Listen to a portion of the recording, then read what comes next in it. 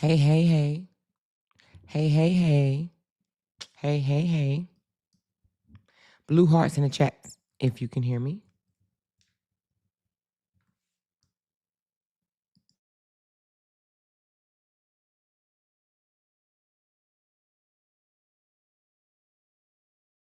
I see yes. Okay, I see the blue hearts.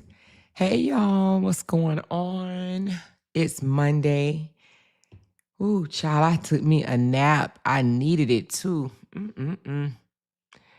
Listen, what have y'all been doing today besides just enjoying the moment, enjoying the day? It's been raining, pouring down, cats, dogs, horses, and cows. It's been raining. I said, let me just lay down for a minute. And I am literally not too long ago just waking up. Not too long ago. What have you guys been doing? Yes, hit that thumbs up button. I was supposed to be live at 7 and it's 8 o'clock.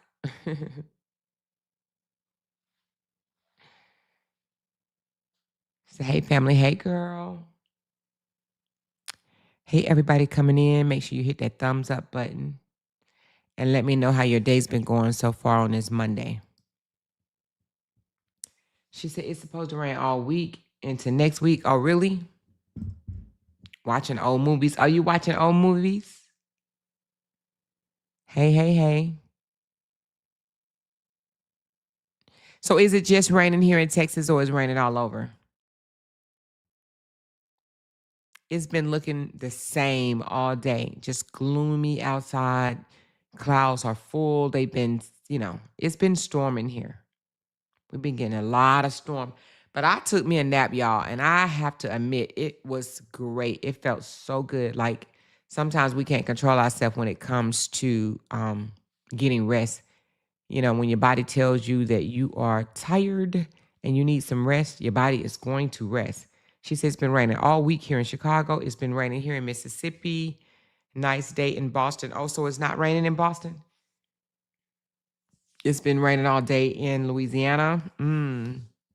So it's thunderstorms kind of scattered all over. Okay. All right. Except for Boston. New York is nice. Okay. Boston and New York is nice. All right, so I told you guys that I was going to play the Jeff Metcalf a rant, okay? Because some people don't seem to think that he was being a racist. They think that he was just angry and he just lost a child and just lost it, okay? I want to play it because, yeah, I don't think that it was just because he lost a child and he just lost it. Even though he said he is not really grieved until now, right? I think that he was just really just showing his true color. Raise your hand if you've seen this video already. She said, work kicked my butt today due to the weather. I don't even want to see a plane fly over my head. Oh, yeah, I know it kicked your butt today because I'm sure they had to cancel a lot of flights. Yeah, I know you had your day cut out for you. That was one thing I hated about being a travel agent when something in the world, happened to where it affected the flights. Oh my God, it drove me absolutely nuts. Like COVID and a few other things that had, something to do with affecting the flights. Oh, these people kept me online all damn. Kept me on the phone all day. Yep. He showed his true self, Sandra. He did. All right, so not that many people seen the video. A few of y'all. Is there a delay? I'm on StreamYard right now. I'm on StreamYard. I really don't know if I want to see this whole. Okay, so he ranted for 2 hours. Damn. Hold on. I don't want to show the whole 2-hour video because it'll take me forever to break this down. Let me see something.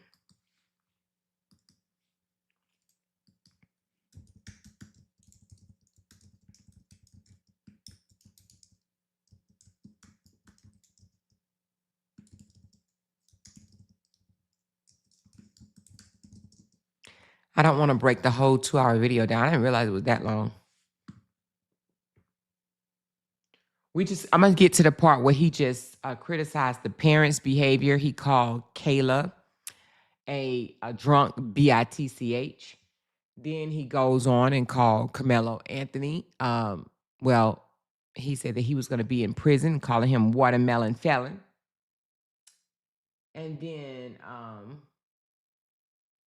he talks about the father criticizing their parenting, and then he goes into start talking about black people as a whole, about having 8 kids and depending on EBT to care for us. Okay.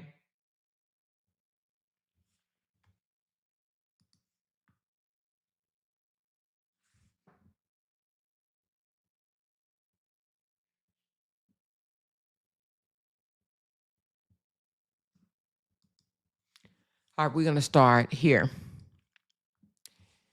She said, Miss Cheryl, hey, more happy Monday, y'all. Hey. I'm gonna wait for a few more people to come in. Let's chat until a few more people come in. So outside the Carmelo Anthony case and outside of the Ramika and Holly case, what other big cases are you guys following? Hey, J. Lou.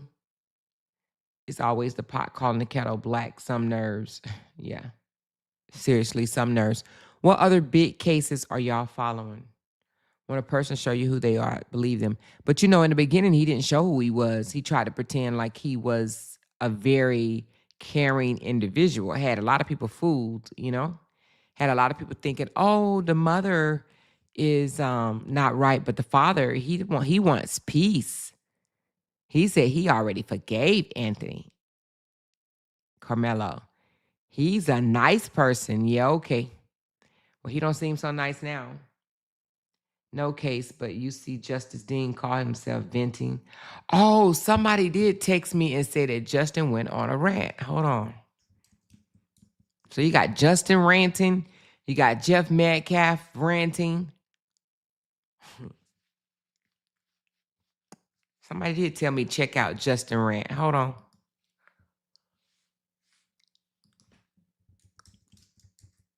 What Justin ranting about? Justin Dean.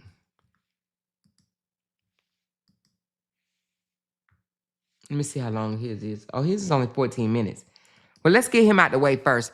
Let's do Justin's first, and then we will do Jeff Metcalf. Is that okay? Let me know, or would y'all prefer me to wait for him? Let me know. Let me know. Let me know. Let me know. Let me know.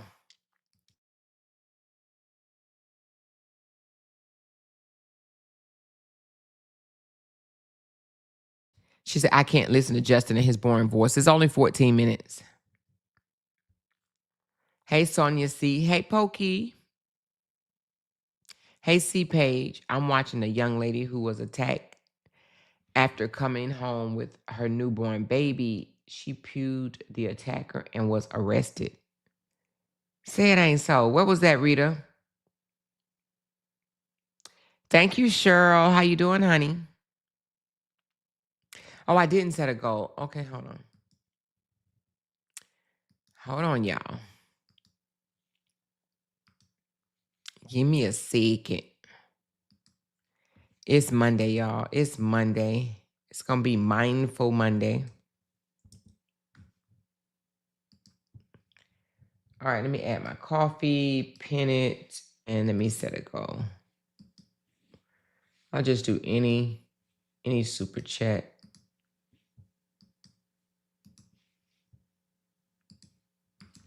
Thank you.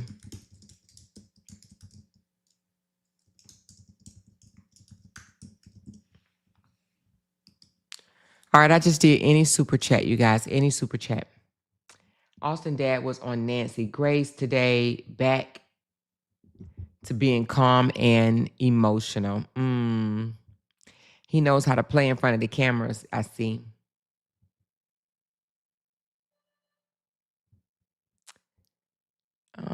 Saw that she shot the attacker in the leg. And they arrested her for shooting her attacker.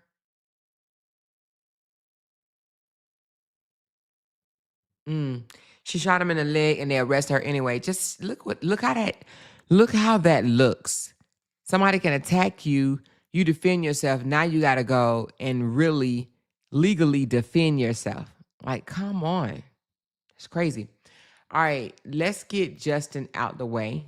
The 14-minute rant that he did. Let's find out what the hell he's talking about, and then we will go to the Metcalf. All right, here we go, y'all. Let's see what he's talking about today. I have no idea. Good morning, good morning. So, it's June is Men's Mental Health Month, and this is a... Hold on, he says something about June is Men Mental Health Month. When did June become a Men Mental Health? I thought June was mental health as a whole. Hold on, let me pop it out right quick. I thought June was mental health altogether. He said is a man mental health. Is that true? Is June men mental health? Do y'all know? Oh, it is men mental health? I ain't never heard of men mental health. Let me look it up.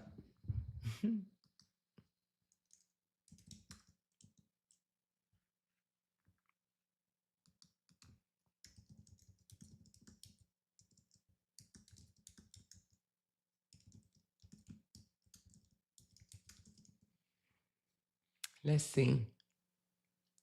Yeah, it is. It says June is widely recognized as Men Mental Health Awareness Month, and it overlaps with Men Health Month. So it is a June men mental health. I did not know that. Did not know that. All right.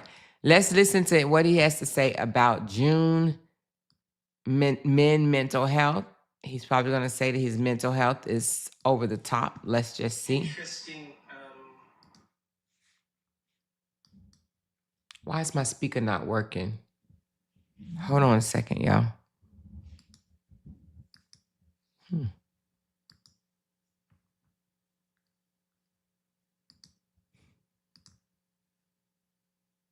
Test.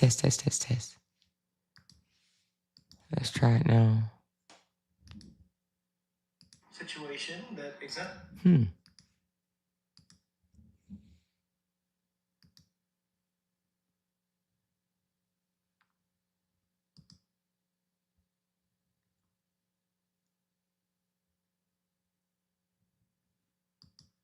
Test.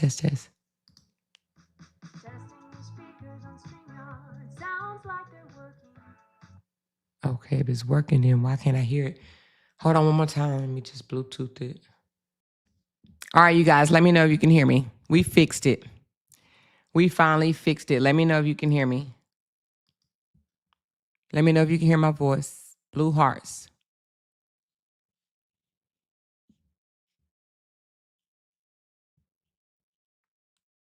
Okay, I see blue hearts. All right, let's play Justin. My husband had to come in and fix it to where we can hear it better, okay?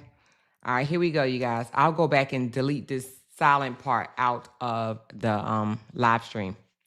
All right, here we go, y'all. Let's listen to the rant, 14 minutes of Justin's talking about mental health month, Men Mental Health Month. I guess he's talking about his mental health again. Here we go. Good morning, good morning. So, it's June is Men's Mental Health Month, and this is a interesting situation that exemplifies that fact. You can see how stressed out I am. Just look how much I'm graying. I once had a lawyer tell me that one of my children would have to die or be seriously injured before anything was done to protect them. And I am very much beginning to believe that. So I'll give this a minute for a few seconds here for people to log on. Hello, bot. What he just said makes no sense. He literally said he had a lawyer to tell him that one of his kids would have to DIE or be seriously injured in order for him to protect them. To protect them from what? To protect them from what? Hello, Peggy. So, I've been online for a week because honestly, I have been frustrated, and I have been disgusted, mostly.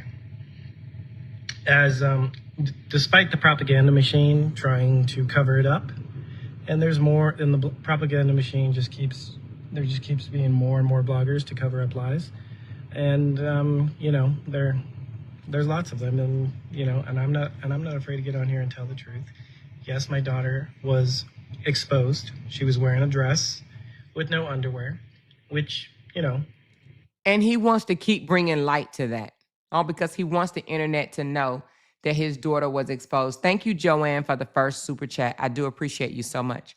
He wants everybody to know that his daughter was exposed. That's the news, y'all. That's the news. He wants to keep on hounding on it and letting the whole world know his daughter was exposed. How does he think his daughter's going to feel when she get older to know that he just kept on talking about it and talking about it and talking about it? Because mind you, he's the only one that's talking about it, that's negligence, and you could just be like, oh, that's an accident, right?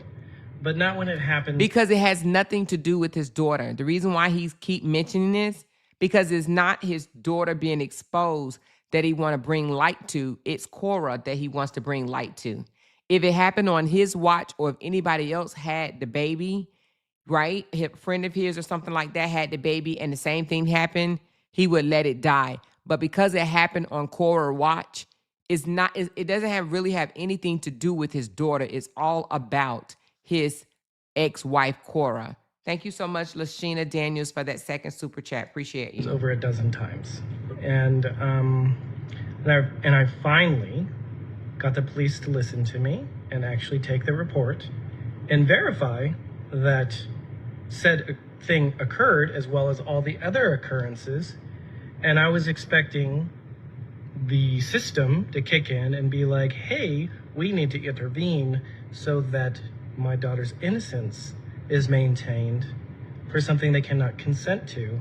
How can the innocent be maintained? And he keep coming out here and telling social media, the whole world is going to know about Athena and Junie and what happened to them as children because of his mouth. Thank you, Binky Bink. Appreciate that love. Brown eyes. And big sis Glenn, thank you so much. Glenn said he's bringing it up because he's sick in the head. Thank you, Brown Eyes. Appreciate that love. Binky Bink, appreciate that love. Lashina Daniels, appreciate that love. Joanne, appreciate that love. Thank you so very much, ladies. At 4 years old. That didn't happen. That did not happen. I've heard nothing. I've heard nothing from the police. I've heard nothing from CPS. So he thought the police taking a report that he said his daughter was exposed on Facebook. He thought them taking the report would make them rush and go do something, like a CPS would go and intervene and take the girls, or the police would take this as serious as he wants them to. So now he's mad because he feels that they took the report, but they're not taking it serious. When I call my lawyer and tell him what's going on, he's like, I don't think that's enough for an ex parte. Now, why would I want to get an ex parte? To stop the behavior. So apparently he must have went and filed another ex parte, y'all. Ex parte is an emergency protective order, okay? So he said he called his lawyer because he just thought he had it in the bag this time. I'm pretty sure one of his friends said, oh, you got her this time, you got her. So he calls his lawyer and said, oh, I got her. She made another mistake. Let's highlight this. Let's take my girls, because that's what he wants. He wants those black girls taken away from their black mother. Let's just call it what it is. Justin wants the black girls taken away from their black mother so that he can raise them and make money off of his black daughters, okay? That's what he wants. So anyway, so he called his lawyer on the phone, and told his lawyer what happened, and he thought he had the nail in the coffin. And his lawyer pushed back and tell him, I don't think that's enough for an ex parte. An ex parte is an emergency protective order. That means something seriously is happening right now that needs to be mitigated, right? Needs to stop, needs to be looked at by a judge, needs to be protected. Come on, you guys. And so his lawyer says, I don't think that's going to be enough. And I'm pretty sure Justin didn't like that. I want to, like, that's all I want is this behavior to stop.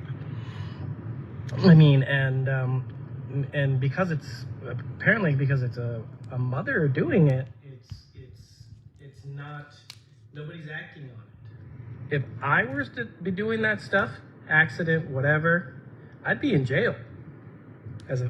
And he even says accident. He said accident or whatever. If it was him doing it, he said he would be in jail.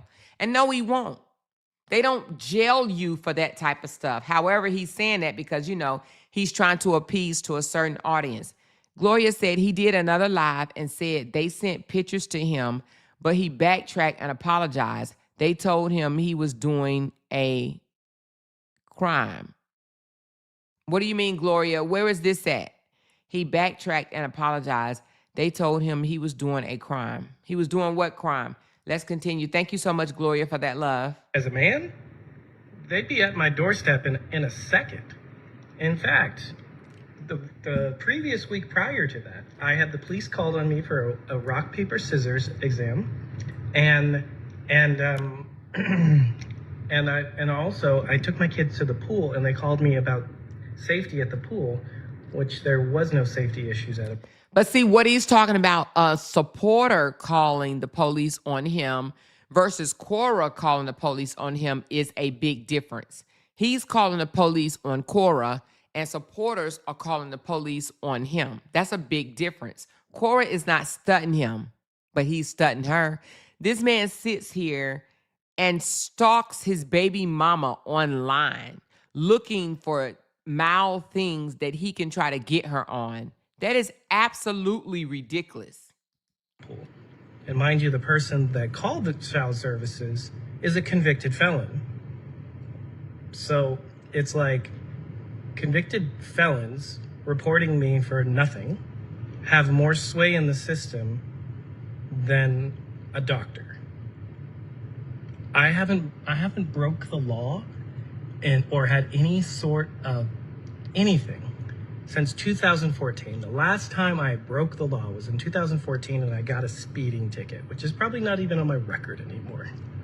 I gotta tell you, it's June's Mental Health Month, and my heart, my mind is out there to all fathers out there that are dealing with this bullshit, because it is bullshit. When you're a father being like, hey, my number one job in life is to protect my girls, and that includes their innocence, and you just get crickets from the system. I don't know how much more I can take, to be honest with you. It is completely derailing my life, being like... What's derailing his life, you guys, is not what's so much going on with his girls. It's the fact that he can't win. Y'all have to understand, Justin is after something. He wants to win. He wants to shut Cora down, and that's what's occupying his life. That's what he's upset about. The fact that he has been unable as a white male in America to defeat Cora. You have to understand, it's a competition thing, and right now he wants to come out on the better end. And it looks like Cora is coming out on a better end because she's moving on. She's minding her business. She doesn't need him financially or for anything, to be honest with you, and that bothers him. The fact that he cannot, shut her down, stop her, prevent her from making money, prevent her from having supporters, prevent her from being able to care for herself and the children without him, that's what's stressing him out, and that's what's bothering him, okay? Why is nobody taking indecent exposure of minors on the internet for millions of people to see, and then the mother either refuses to take down the videos, so that more She took down the videos. From what I heard, she took down the videos that exact same day. So the video is not even on the internet no more. So why is he having an issue again, you guys?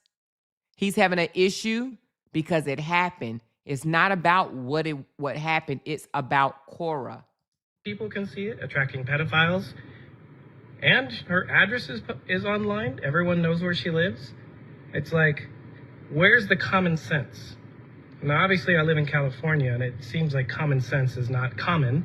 And maybe this is just my conservative country origins, where I'm like, if you're indecently exposing a child on the internet,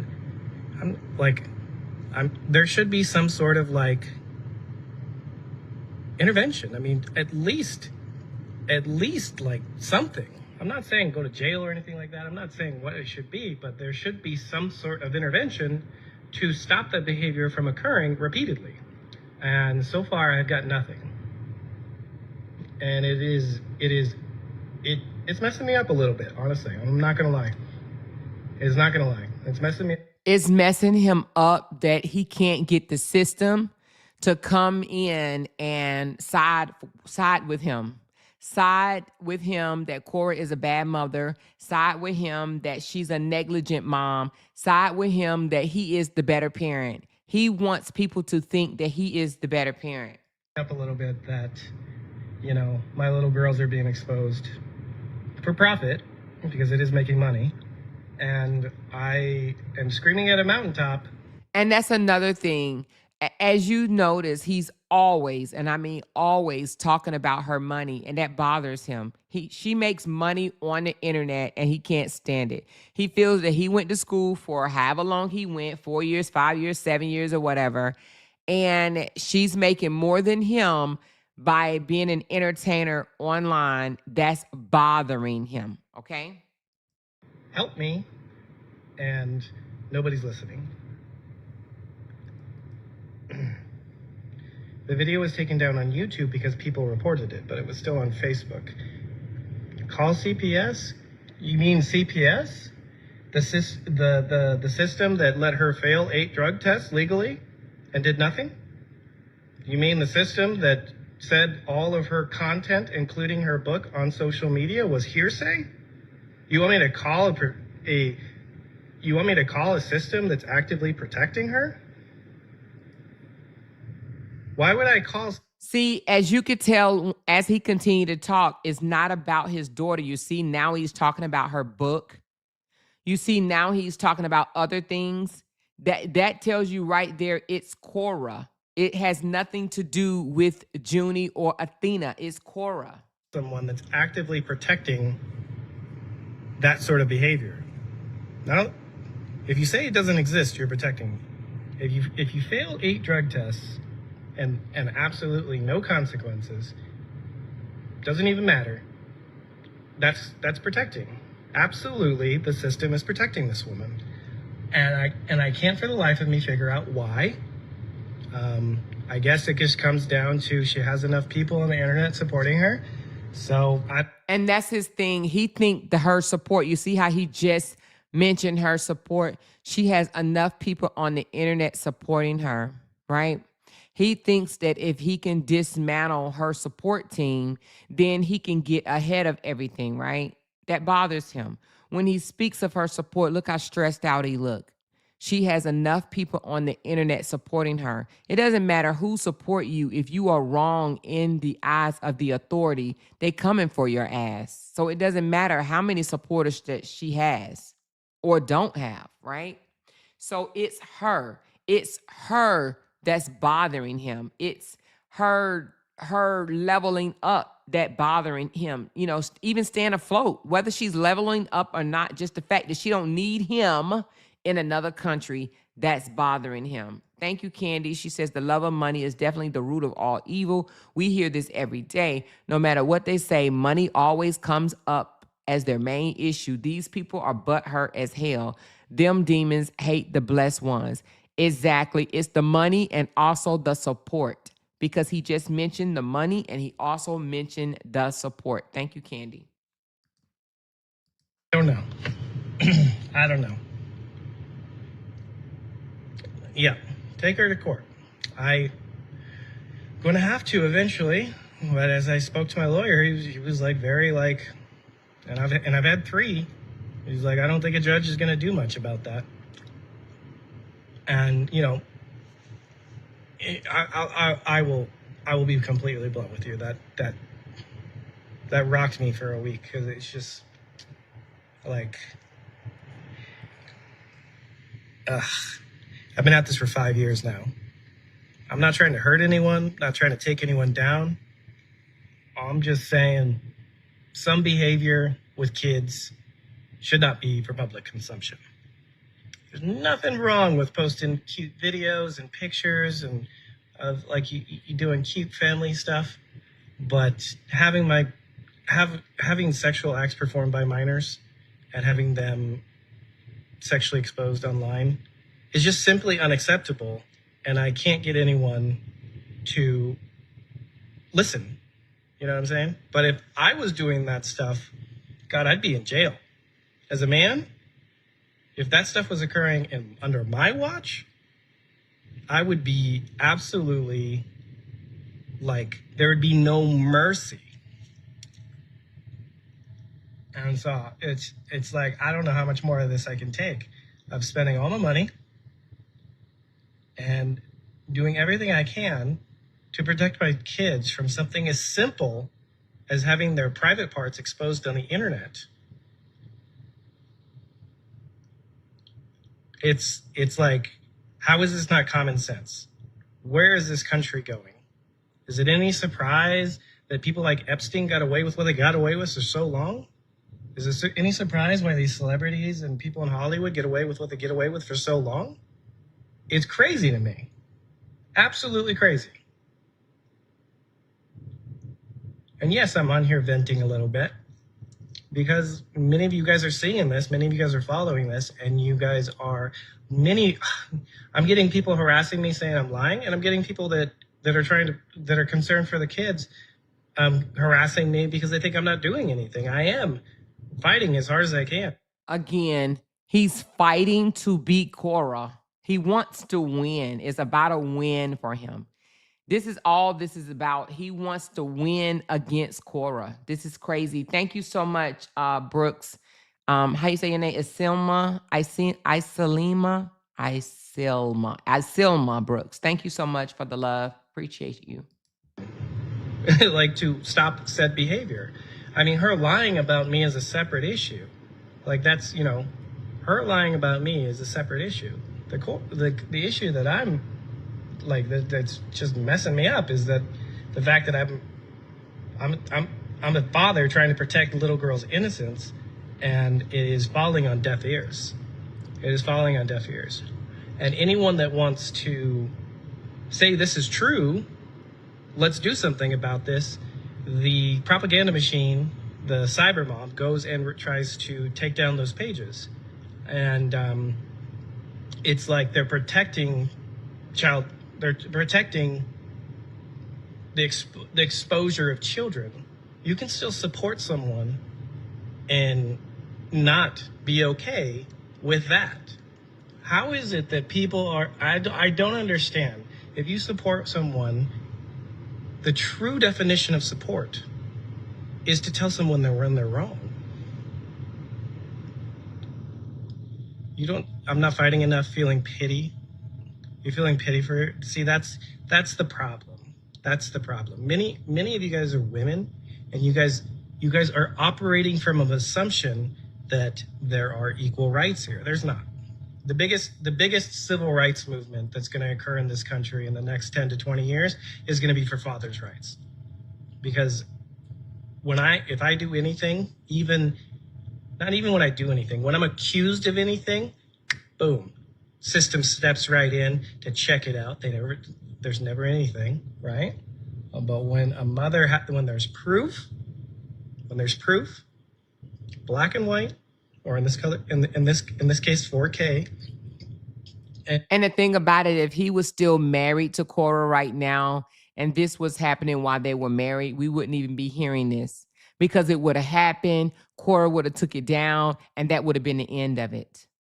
He wouldn't have made it a big deal. And when you don't make it a big deal, what happened? It disappears. Thank you, big sis Glenn, for that love. I do appreciate you so much.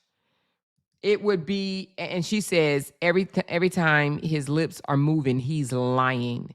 I would happen to agree with that. All right. Listen, he's upset. If he was still married to Cora and this happened while they were together, it wouldn't be a big deal. They would let this blow off. It would have been not even talked about the next day at all, not even brung up. You know, it was a mistake. Let's continue. You know, that's what he would have made it seem. And it's indisputable. Crickets. Crickets.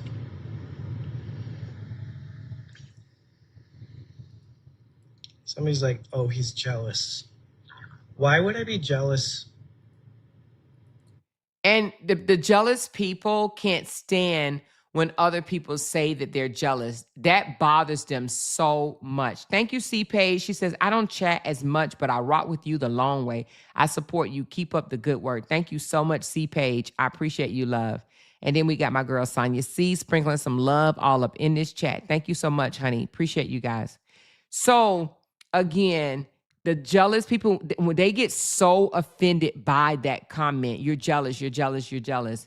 You know, they get so mad. Why would I be jealous? What does that person have for me to be jealous? It bothers them so much. They cannot stand it because they know it's true. Okay. Of somebody exposing minors on the internet. Like, some of you people, I'm just going to be absolutely blunt. Some of you people on the internet, you disgust me.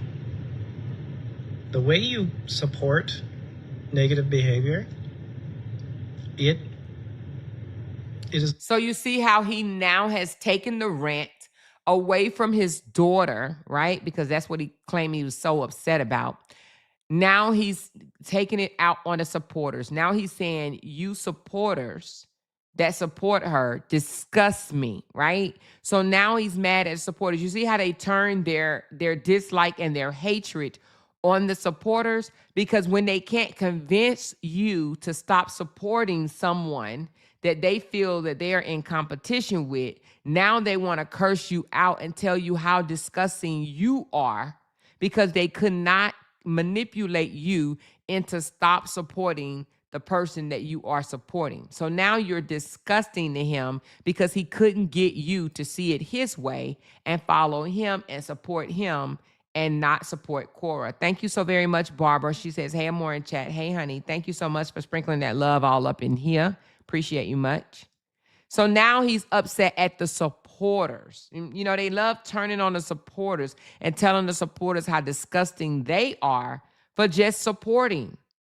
If they were supporting his shenanigans, he would be perfectly okay with it. But because they're supporting Cora and he feels that that's who he's in competition with, now the supporters, he say, what? You disgust me. People, I'm just going to be absolutely blunt. Some of you people on the internet, you disgust me. The way you support negative behavior, it is appalling. And I'm going to say this in an absolutely direct way. Like, that's unacceptable. The fact that we're the same species is I cannot relate to your mindset of just because a father is speaking out about the injustices of what's going on with his children on the public platform. And I'm using a public platform because the system is not listening, and the system is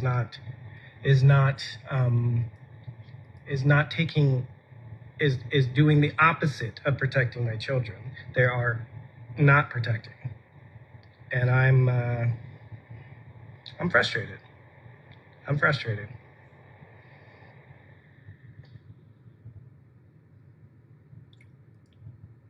So those of you on here that are supporting the sexualization of minors, you're the problem.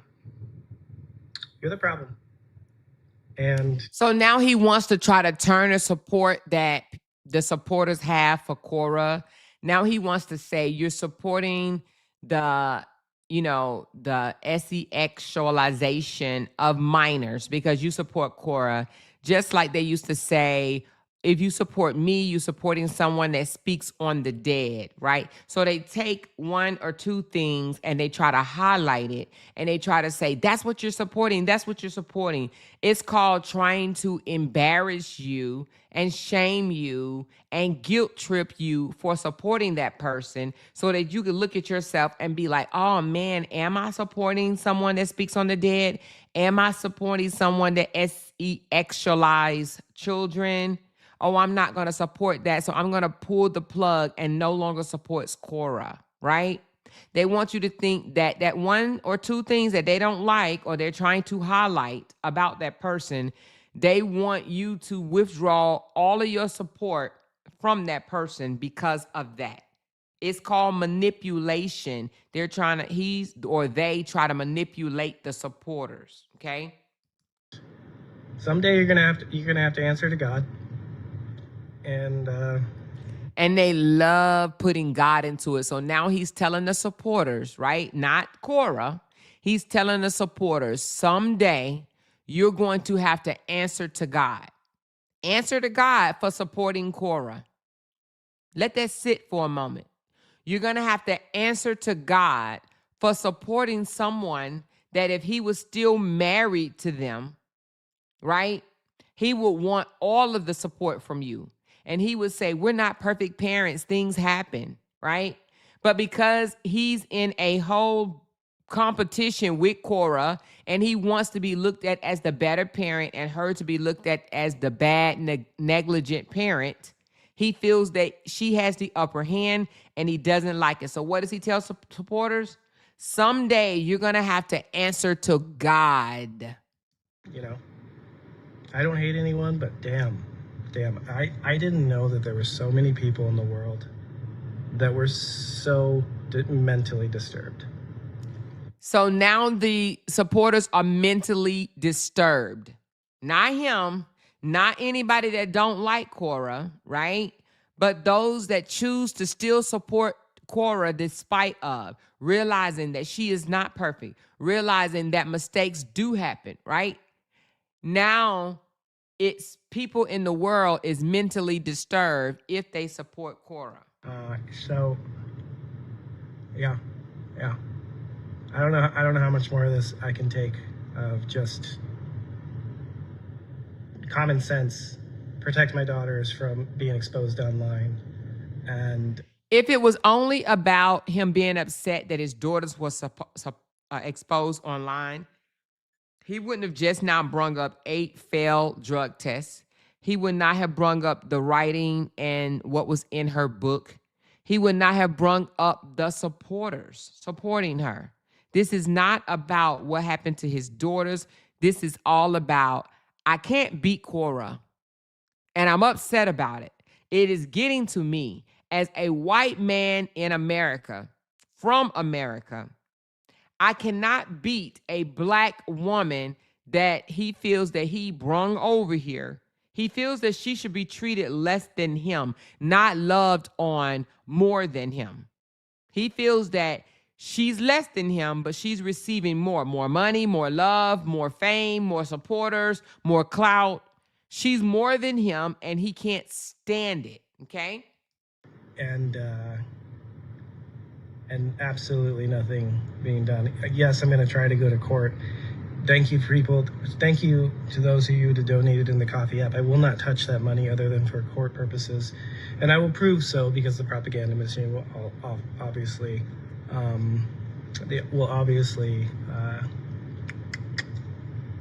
try to spin that narrative. All right, there you go. That's what's going. That's the nature. That's the nature of what's going on. Children exposed online, crickets. But if I did it, I'd be in jail. Yeah. Bye. Okay, So, Christine Edwards said Athena was exposed online twice with him. She was completely naked, and he's not making a fuss about that. You want to know why? Because it's not about his daughters being exposed.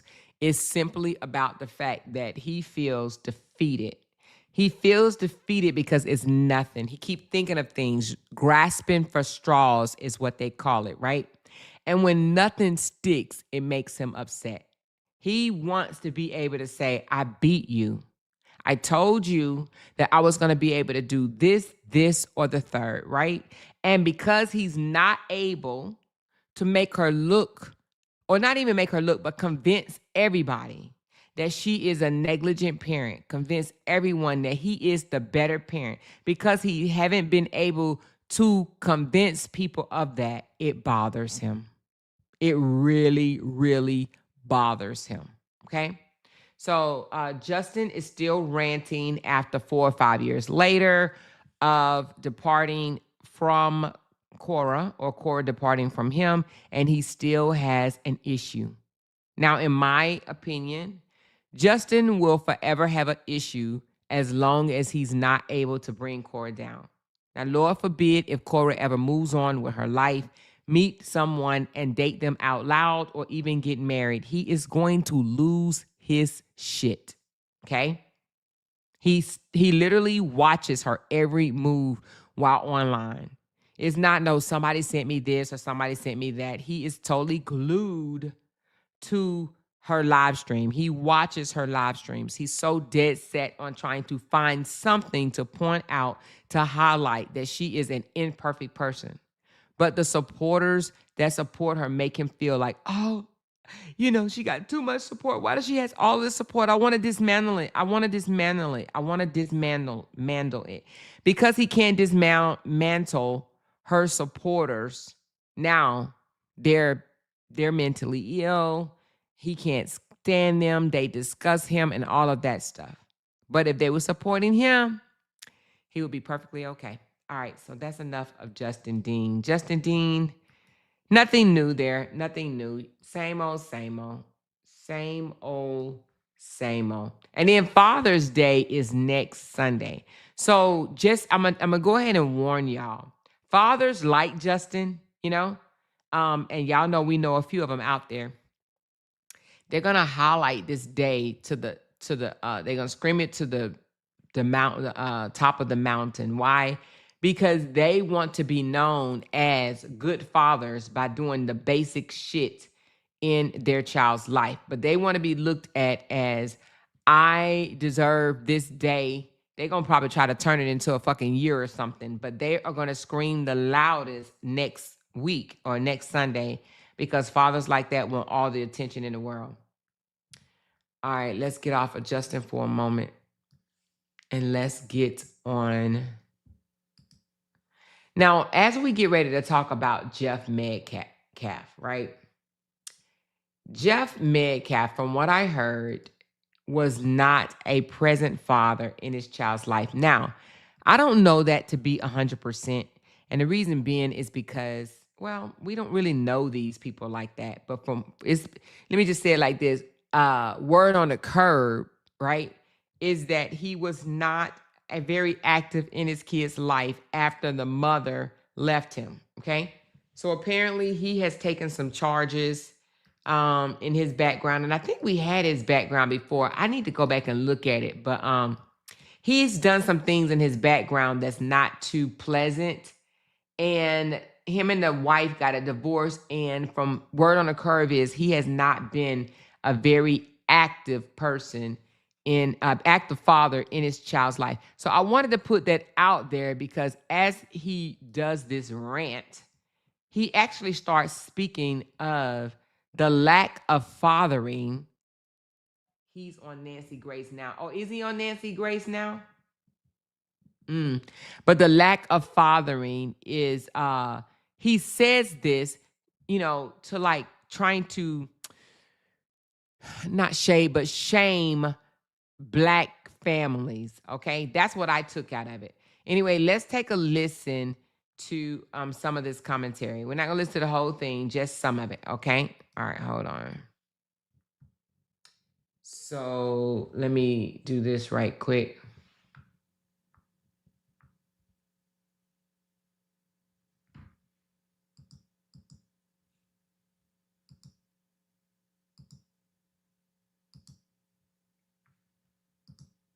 All right, here we go.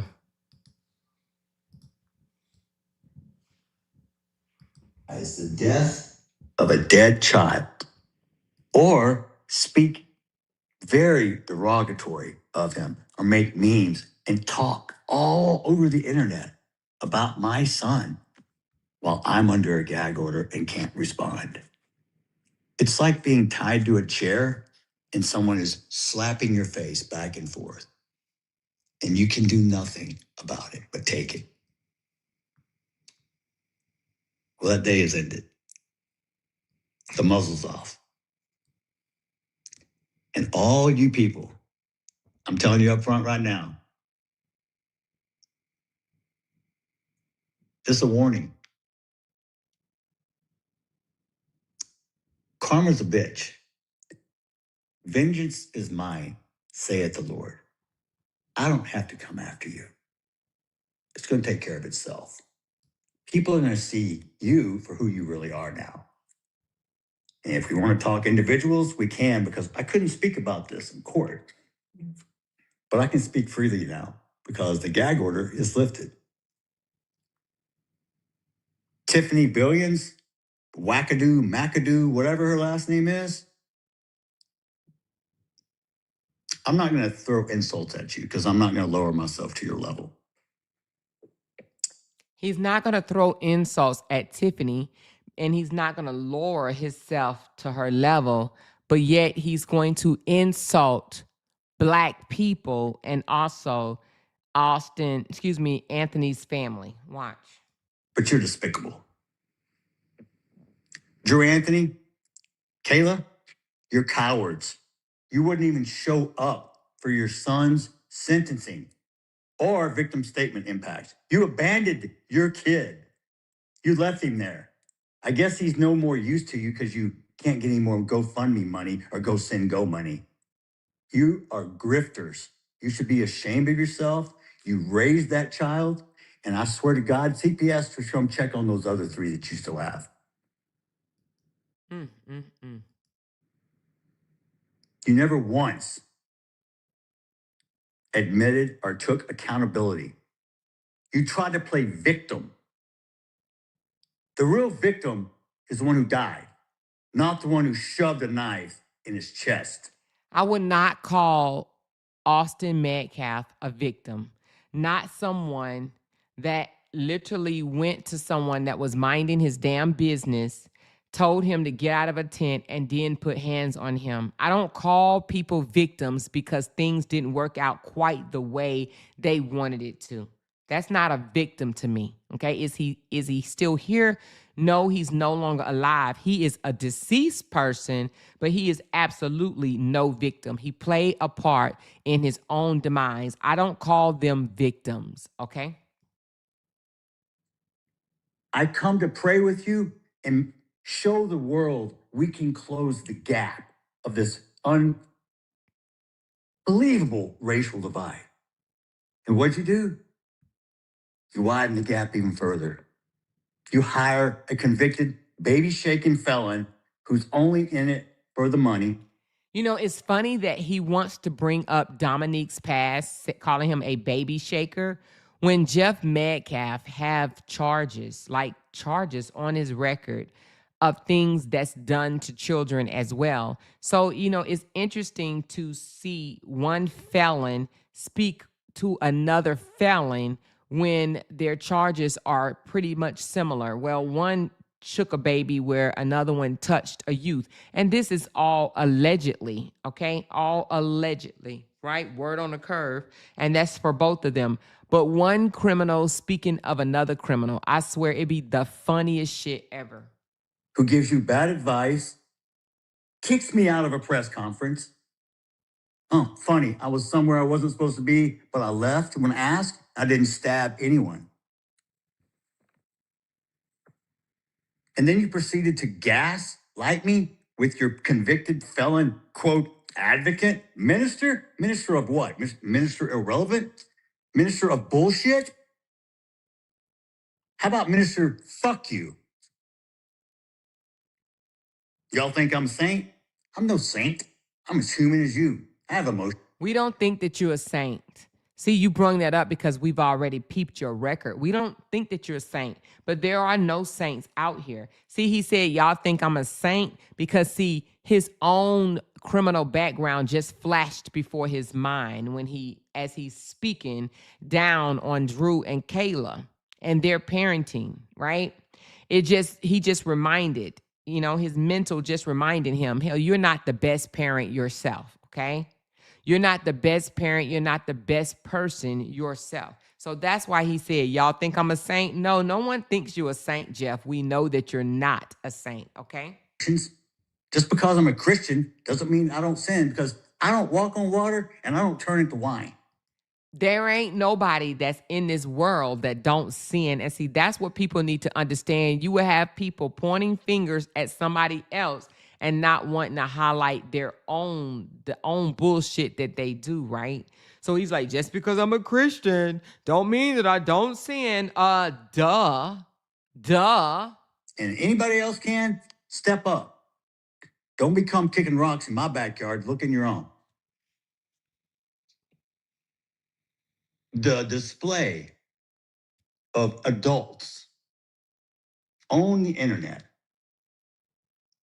If your children saw how you acted, would you be proud? Or is that what you teach them?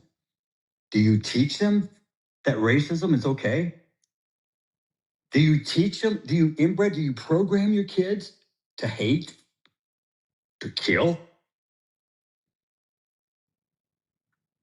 From day one, I said this was never about race.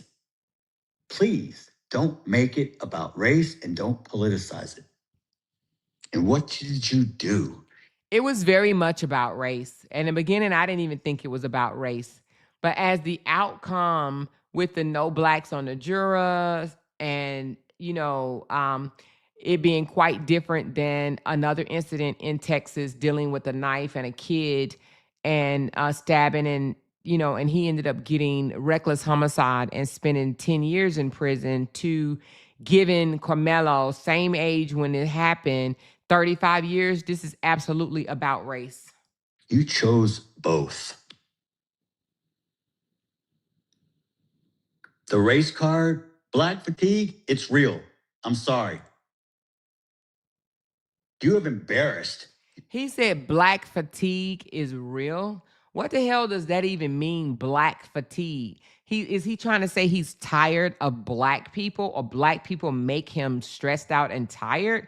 He's saying black fatigue is real. Just imagine if that's what he's saying, black fatigue is real, that he's, black people make him tired, black people stress him out. Like, are you effing kidding me right now? Like, are you effing kidding me right now? Hopefully that's not what that means, but if it means that black people stress him out, what can we say for white people? What can we say for white people? For him to even go in that direction. Black fatigue is real. Like, are you kidding me right now? Your own culture and race. Don't get me wrong, we got white people that embarrass the shit out of me too. But you guys, you got a patent on that shit. So he's trying to say black people embarrass black people? Oh my God, Jeff, listen. This joker is racist. Black people embarrass. He said, we got a patent on embarrassing our people. And he said, white people embarrass me too. Why would black people embarrass him? Just ask yourself that. Why would anything a black person does embarrass him? For what? It does not embarrass me when white people do certain things or other race do certain things, but it does embarrass me sometimes when my own people do things, right? And the reason why I say that is because it seems like they put the camera on the most ignorant ass black folks, right? And don't put the camera on those that can speak well or speak better. They always find the most uneducated blacks to stick the camera in front of their face. So yeah, it could be embarrassing sometimes, but what does black people or what they do, how does it embarrass him? Maybe is he talking about as a country as a whole, black people embarrass America, maybe? Is that what he's trying to say? Because if he go there, then I could go there because there's a lot of things that white people has done as a whole, not just now, but overall that has put a very embarrassing mark on the country. So I know that cannot be what he's referring to. I know that's not what he's referring to. And the only people that's going to change it are you. Don't blame the white person because we can't change it. But you're going to blame the white person for every fucking thing else. We're the bad ones. We're the one that held you down. Guess what? So right now, you guys, he is experiencing what you call his ancestors' guilt, okay? So he's ranting right now, and someone said that he was under the influence of alcohol. I don't know if he's under the influence. He doesn't sound like he's slurring to me, but then again, I don't know. But nevertheless, he is dealing right now with his ancestors' guilt. That's why he's saying y'all always blaming the white people like as we're the bad people, right? He is experiencing white guilt right now, or should I say, expressing white guilt. Okay. There is a such thing as white guilt. They have had to carry the burdens of their ancestors, and they don't want that burden. They want that lifted or removed totally off of them. And unfortunately, it can't be lifted because it was his ancestors that did the crimes that they did. So he's just carrying that guilt. But I would tell my white friends or my white colleagues, stop carrying the guilt. You do not have to carry your ancestors' guilt. That was them, not you guys. Stop taking it so personal as if it was you there. You do not have to carry that guilt around. You guys choose to carry that guilt around. You don't have to. I wouldn't carry the guilt of what my ancestors did. It's by time white people stop carrying the guilt of their ancestors. Okay? Just stop. You was not there. You do not have to walk around angry, and you do not have to walk around guilty. Okay? You can do everything in America that I can do. Tell me one thing you can't do that I can't do. Not a motherfucking thing. We can do exactly what you can do. Okay. But the laws are set up different from you to black people. Okay. So we don't have the same fundamental rights, even though it may look like it on the surface, but down below, we don't have the same fundamental rights as a white person. But you're right, Jeff. There is not a motherfucking thing that you can do that we can't do. Okay. Well, maybe besides getting away with some crimes. But other than that, yeah, we are just as intelligent as you guys are, and we can accomplish anything that you can accomplish. Okay. We all have equal rights. What's it say? Now, we supposed to have all equal rights, but we don't all have equal rights, as we've just learned about the outcome of this case. Had it been a white kid that stabbed a black kid, is no way under the sun that he would have received 35 years as a 17-year-old doing the crime, 19-year-old while he's being punished. It's no way they would have sent him up the road for 35 years and just threw his life away. So no, we do not have equal rights. We supposed to, but I don't think that they will ever be equal rights, Jeff. All men are created equal. Yeah, that's something that they said. All men are created equal, but not all men are treated equal.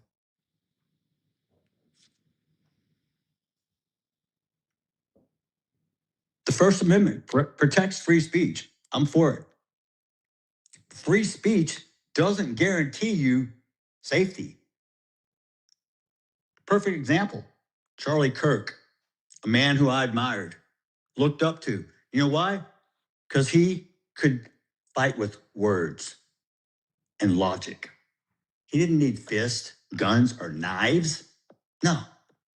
He said, You know, it's funny that he says he looked up to Charlie Kirk, right? But Charlie Kirk did something similar to Jake Lane. All right. So Jake Lane called him up on the phone, if that was a true call, because I thought I heard the call. I think I played it on the platform. And he tried to push the same rhetoric on to Jeff Metcalf, and Jeff cussed him out. So I don't understand why he would cuss out Jake Lang, but then he just admitted after the trial that Charlie Kirk was someone that he admired. So, in my opinion, I believe this man put on a facade the entire time. He admired. So,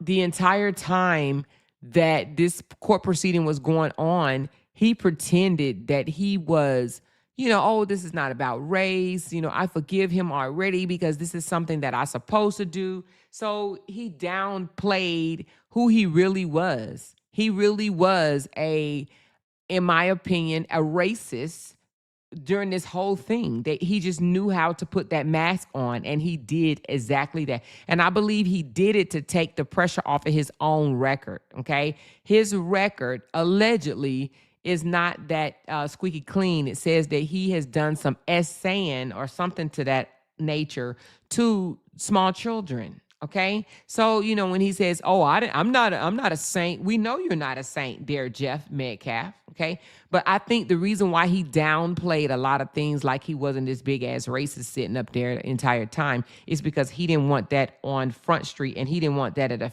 to affect his sons, the way people looked at his boys. Sat down and talked with you. How do you solve any situation when there's a problem? Communication. Charlie was an expert. That's one person I admit I would not want to debate. He was a walking chat GPT. But he held strong on his faith. He never wavered. His convictions were solid. He was a good man. Taken too soon also. Some people called him racist. Some people call me racist. Some people call me racist. Look at his face. Some people call me racist, which means what? Which means that he's been called a racist way before that. The fact that he says some people call him racist, some people call me racist. So he's used to hearing that word. Way before this incident ever happened, he may have been called a racist before. I wonder why. Well, because his behavior speaks louder than his words, right? He's been called a racist before because he's been behaving like a damn racist. Does it make me racist? No.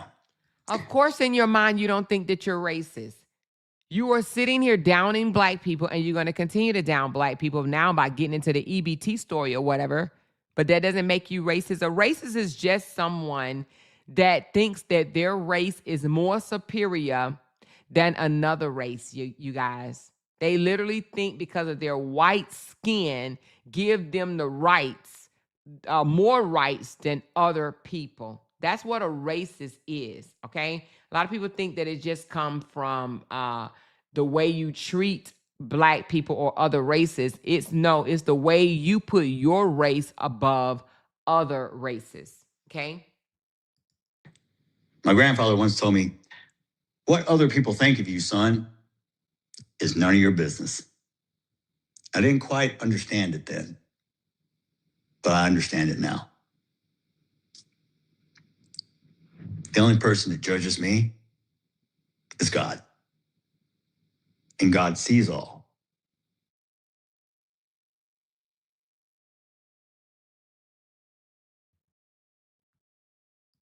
So I'm thinking it must have went out during this time. Let me see. Let's just continue to play it and see if it's on their end.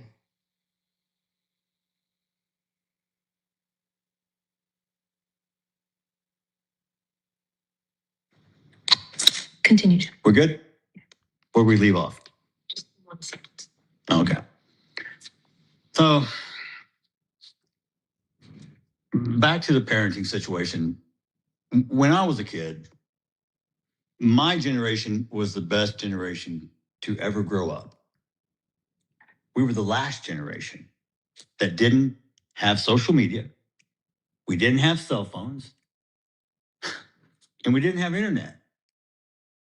We actually had to talk to people, conversate.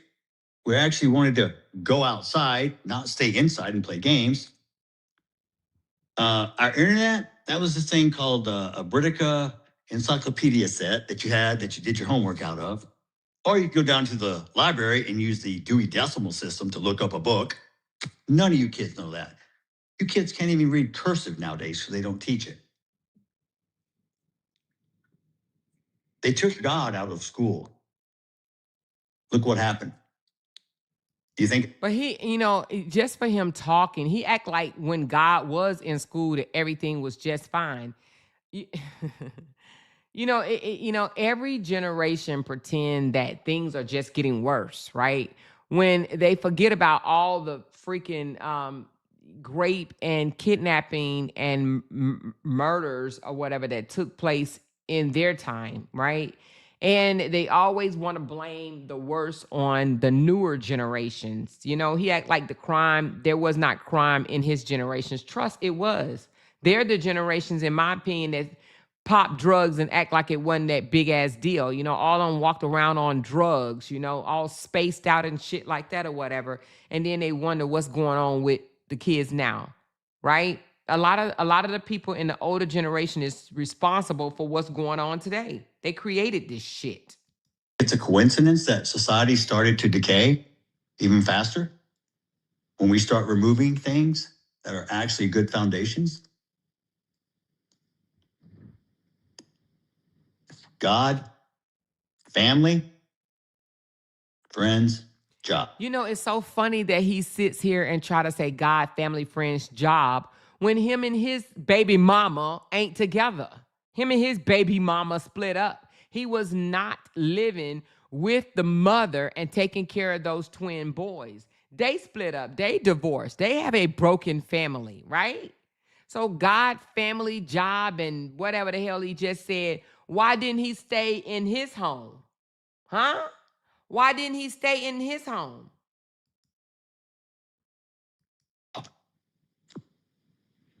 That's my pecking order. May not be for everybody, but it's mine, and I own it. Now, Petty Ready, you said these kids now don't even have a signature anymore because of no cursive writing. What does that have to do with anything? What does having a signature or having writing cursive have to do with anything? It doesn't stop anything. It doesn't make them dumber. They're way smarter than we are. Some of the things that we were taught to do, it was just dumb. What's writing in cursive going to do? How did that make us smart? It didn't. These kids right now in technology and the way that they're being taught with the AI and all of that stuff, they're going to be way smarter than we ever were, ever were. So to me, not writing in cursive and not having a signature, that doesn't mean shit. But it's almost like we try to, talk down or put our nose down on the youth when the youth can run circles around our dumbasses. We're slow, if you really want to know, compared to the level in which these kids are learning, And a lot of things that we do when we become adults, all of a sudden we want to start pretending like we didn't make mistakes, like we didn't do some of the same bullshit, if not worse, than what kids do. I don't know why we do that as adults. We turn our nose up at the children, the very ones that we taught to do the shit that they're doing. Some people will ask you, do you know Jeff Metcalf? Yeah. What do you think about him? He's an asshole. Or he's the greatest guy. He'll give you the shirt off his back. So they both can be right. Because I give what you get. Or what you give, or to me, I'll give you back. So am I racist? Yeah, I'm racist against assholes. He's racist against assholes. Racist doesn't have anything to do with you just being an asshole. Racist is you thinking your motherfucking ass is superior Okay? So he says, am I racist? Yeah, I'm a racist against asshole. No, motherfucker, you just a racist. Why don't you just own that shit? You just a racist. It ain't no racist against assholes. You think your race is more superior, period. And most white people in America are racist because they were taught it, you guys. They were taught that their race is more superior, okay? Now, whether they are nasty racists or they are a non-verbal racist or whatever, they still think that they were born and taught that their race is more superior than any other race, period, which makes them a racist. I don't like them. I could care less about the color of your skin. Oh my God. Bullshit. Bullshit. We all bleed the same color. Yeah, okay. The mental capacity of others sometimes astonishes me. Who's others, Jeff? Say that shit with your full motherfucking chest. Say that shit. The mental capacity of others, who? Who is others, Jeff? At someone at a certain age, let's just say 40, 50, I would assume, and this is my fault for making assumptions, that you would have common sense, that you be intelligent. You could make a difference between right and wrong. Nah, ain't got nothing to do with age, ain't got nothing to do with color. It's up to you, who you want to be. You chart your course. Guess what? It's not going to go the way you think. Promise. If there's a person who exists on this entire planet who's never had a problem, one, in their life, please step up. I want. That's him trying to justify his record, you guys, because he has SA on his record. That's him low key trying to justify. That's why he keeps saying, you know, if a person has done something or haven't done anything, name one person that hasn't done anything. Okay, we know that you made mistakes in your past. You're a fucking predator, Joker. You are a predator that you probably got away with it. They probably smacked you on the hand and let you go. You did something wrong. A lot of people in the world do something wrong, but he's trying to downplay his record. That's why he keeps saying this, because he doesn't like the fact that on his own record, he has pedophilia bullshit on his record, okay? Meet you because I want to know how you did that. It's not possible.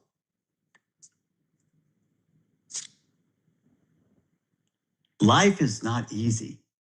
God doesn't say that. God says there's going to be trials and tribulations. God says there's going to be people out there who will deceive you. People out there, I mean, if we want to go back Old Testament, eye for an eye, Sodom and Gomorrah, turn to stone, man lays with a man, you die. I mean, this is all your personal choices. See, you know, people like this pisses me off, right? Because, you know, they like to highlight somebody else's crimes and try to act like, oh, you know, no one is perfect when it comes to their motherfucking crimes. You know what I'm saying? So you know how he just ID'd, if you lay down with a man, you know, eye for an eye, stone for a stone, and this, that, and the other. So what happens when you mess with children? I don't know. I'll let y'all tell me in the comments. When you mess with kids, what should happen? Huh? None of my business. I stay in my lane. Just don't come in my lane with your bullshit. I respect everyone until they disrespect me. I've been disrespected by so many people, so many times while I've had to sit here and take it. I'm going to tell you right now, Charleston White, you think you're funny? We'll see who's laughing. Drew Anthony, you're a pussy and a coward, and you raised one. Kayla, you drunk bitch. What'd you do to that boy to make him stab somebody? My God. So he just went down a list and called Drew, which is Camelo's father. He called him a coward, right? Then he goes on and called Kayla a drunk bitch. Okay. Now, and then he says, what did you do or how did you raise this boy? And now he's going to go into his black folk rant. Okay, hold on. I've been disrespected by so many people, so many times while I've had to sit here and take it. I'm going to tell you right now, Charleston White, you think you're funny? We'll see who's laughing. Drew Anthony, you're a pussy and a coward, and you raised one. Kayla, you drunk bitch. What'd you do to that boy to make him stab somebody? My God, what kind of mother are you? What kind of mother is he? Hold on. Oop, I wasn't even trying to put it up yet, y'all. Hold on. Let's look at his record right quick, y'all. Hold on. I'm coming back, y'all. Now, this is Jeff Metcalf, okay? All right, let's listen. So, hold on, it's going too fast. Jeffrey C. Metcalf. He has an extensive sexual assault. It's coming, y'all. Sexual assault in 2011, okay?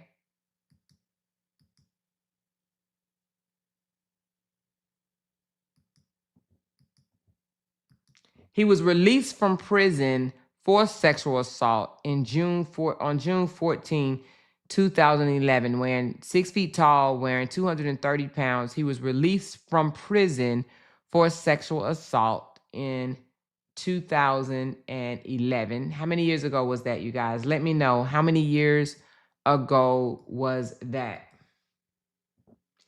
Let me read it. It says, in Jeffrey Metcalf in 2011, the father of Austin Metcalf was charged with sexual assault. Despite his criminal history, he is now running a GoFundMe account that has raised over $300,000. And he did raise over $300,000.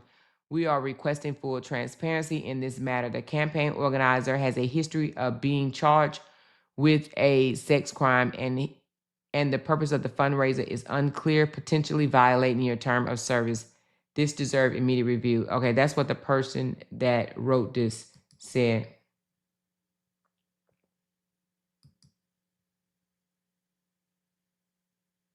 So it looks like he only was locked up for one day. That's what it looks to me. He was 46 at the time that this happened. So now this is still something on his record. This one says he did Texas Tarrant County Justice of Peace. Okay, I don't know what that means. Okay, that's just speeding. I don't know what SPDG means, charges or offense. SPDG, I don't know what that means. I would have to look that up. That's a charge that he received. SPDG, maybe speeding, I don't know. So it looks like he did. So for his criminal record,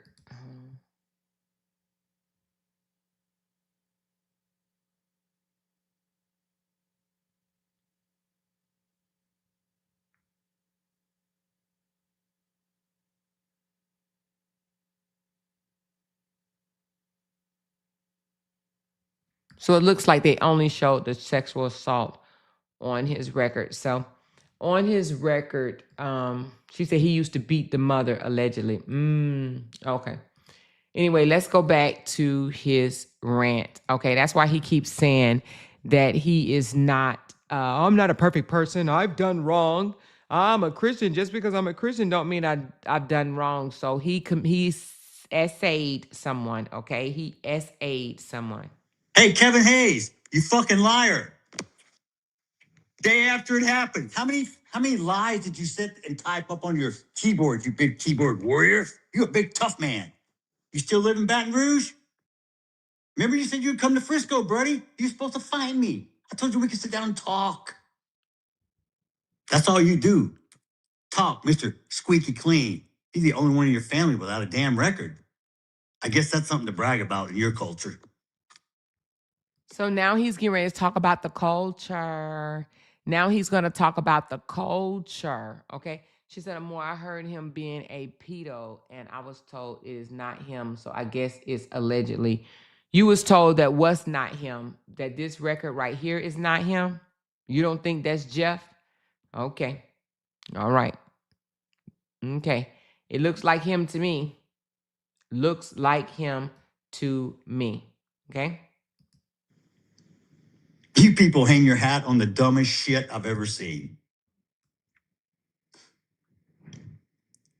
You people. Let me make one up. Y'all can let me make something racist up so y'all can go viral. No, it's not. Let me make something racist up. What he's really saying is, let me relax a little bit, right? Let me relax and let me tell you how I really feel. Okay, not no. Let me make something racist up. No, let me be me for a moment. Okay. New name for Mellow, okay?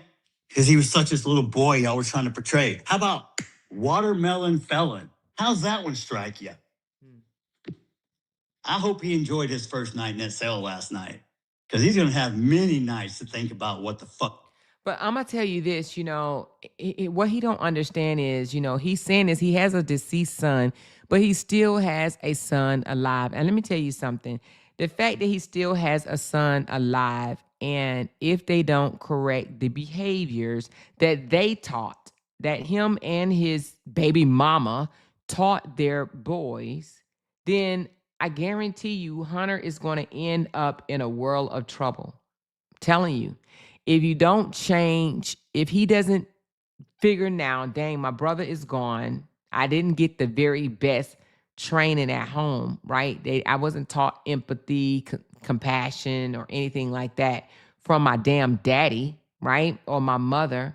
So if Hunter doesn't change his ways, I guarantee you he will end up in trouble. Why? Look at his father. Look at his father. Hey,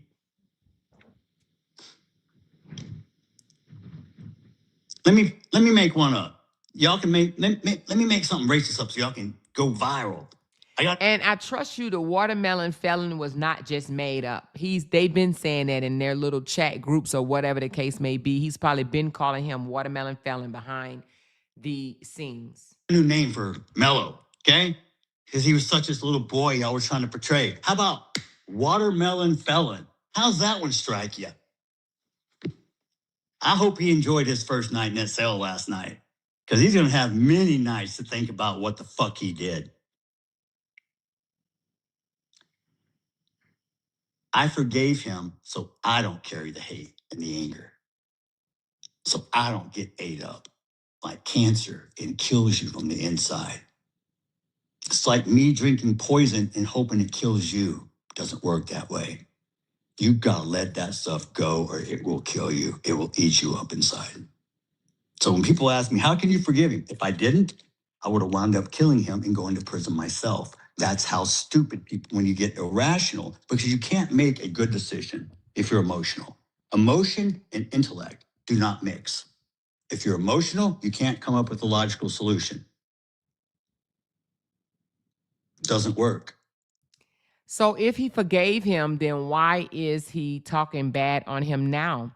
The young fella didn't even take the stand and say anything derogatory about his son. So why is he taking anything out on Carmelo now when he says he forgave him? Because he did not forgive him. Those words was for the damn camera. It was for TV. That mask was still on. He was hiding his true feelings, his intentions. Look at this man. Look at him. Look at his face. He is an angry, hateful ass criminal, is what he is. You have to be level headed. You have to be clear of mind.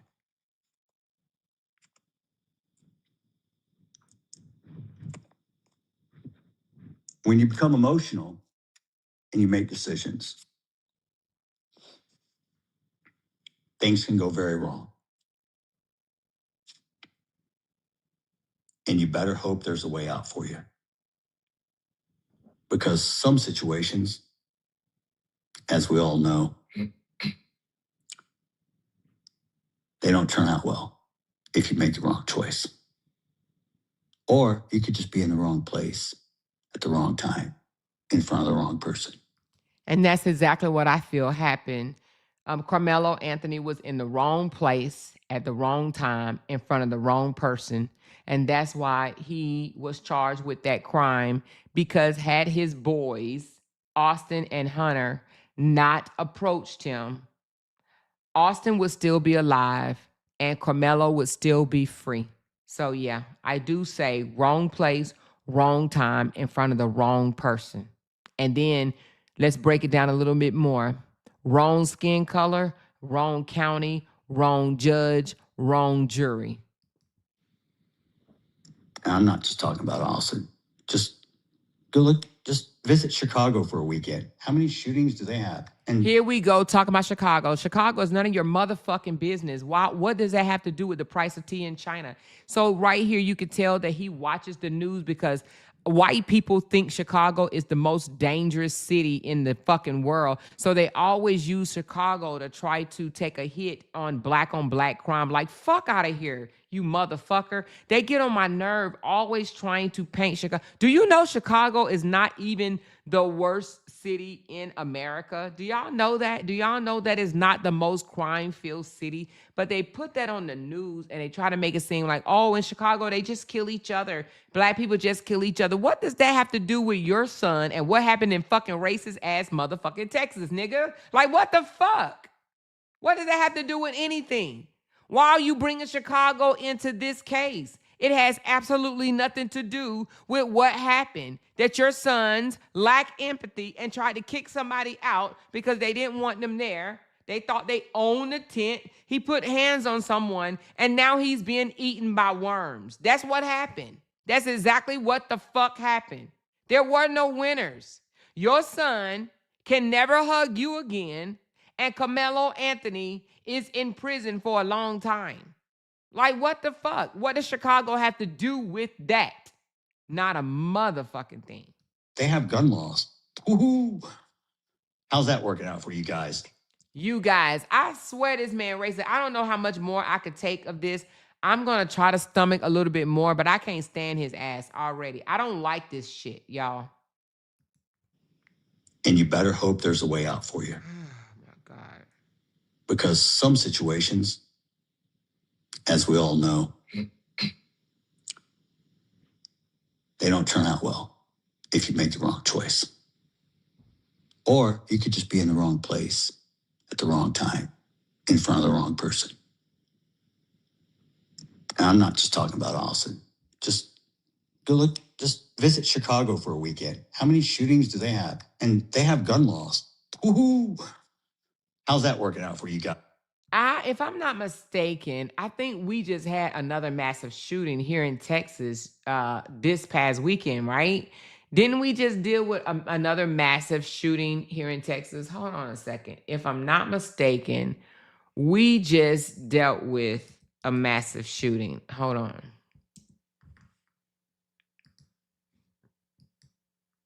Were there a massive shooting in Texas this past weekend?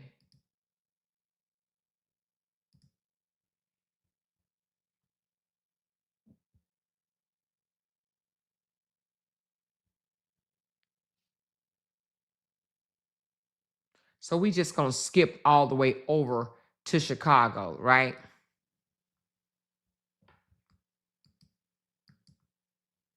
I'll check recent Texas news for this past weekend and separate confirmed mass shooting reports from smaller incidents or rumors. Yes, the major one I found was in Midland, Texas on Friday, June 12th, 2026, right before the weekend. Reports say a gunman opened fire in the Midland area, killing one person and injuring hospitalizing around 9-10 others. The suspect was identified as Victor Mata Villarreal, and officials said he was later found dead after a standoff at an abandoned veterinary clinic. So, depending on whether you count Friday as part of the weekend, yes, Texas had a mass shooting connected to this past weekend. I didn't see a separate confirmed Texas mass shooting from Saturday or Sunday in the results I checked. So Friday, the 12th, we just had a massive shooting. Now, it says one person died, but it injured 9 to 10 people. And he gonna talk about, look at Chicago. Fuck out of here. All the cities and states have their level of bullshit that goes on, right? Texas just had a massive shooting. Someone just opened fire and harming or injuring 9 to 10 people. And he gonna say, look at Chicago. Look at Chicago and their gun laws. Man, shut the fuck up. Guys, if you told me after 9/11 that New York would have a Muslim mayor in a sanctuary city, I would tell you you're crazy because we were all gun. A Muslim mayor. If this man ain't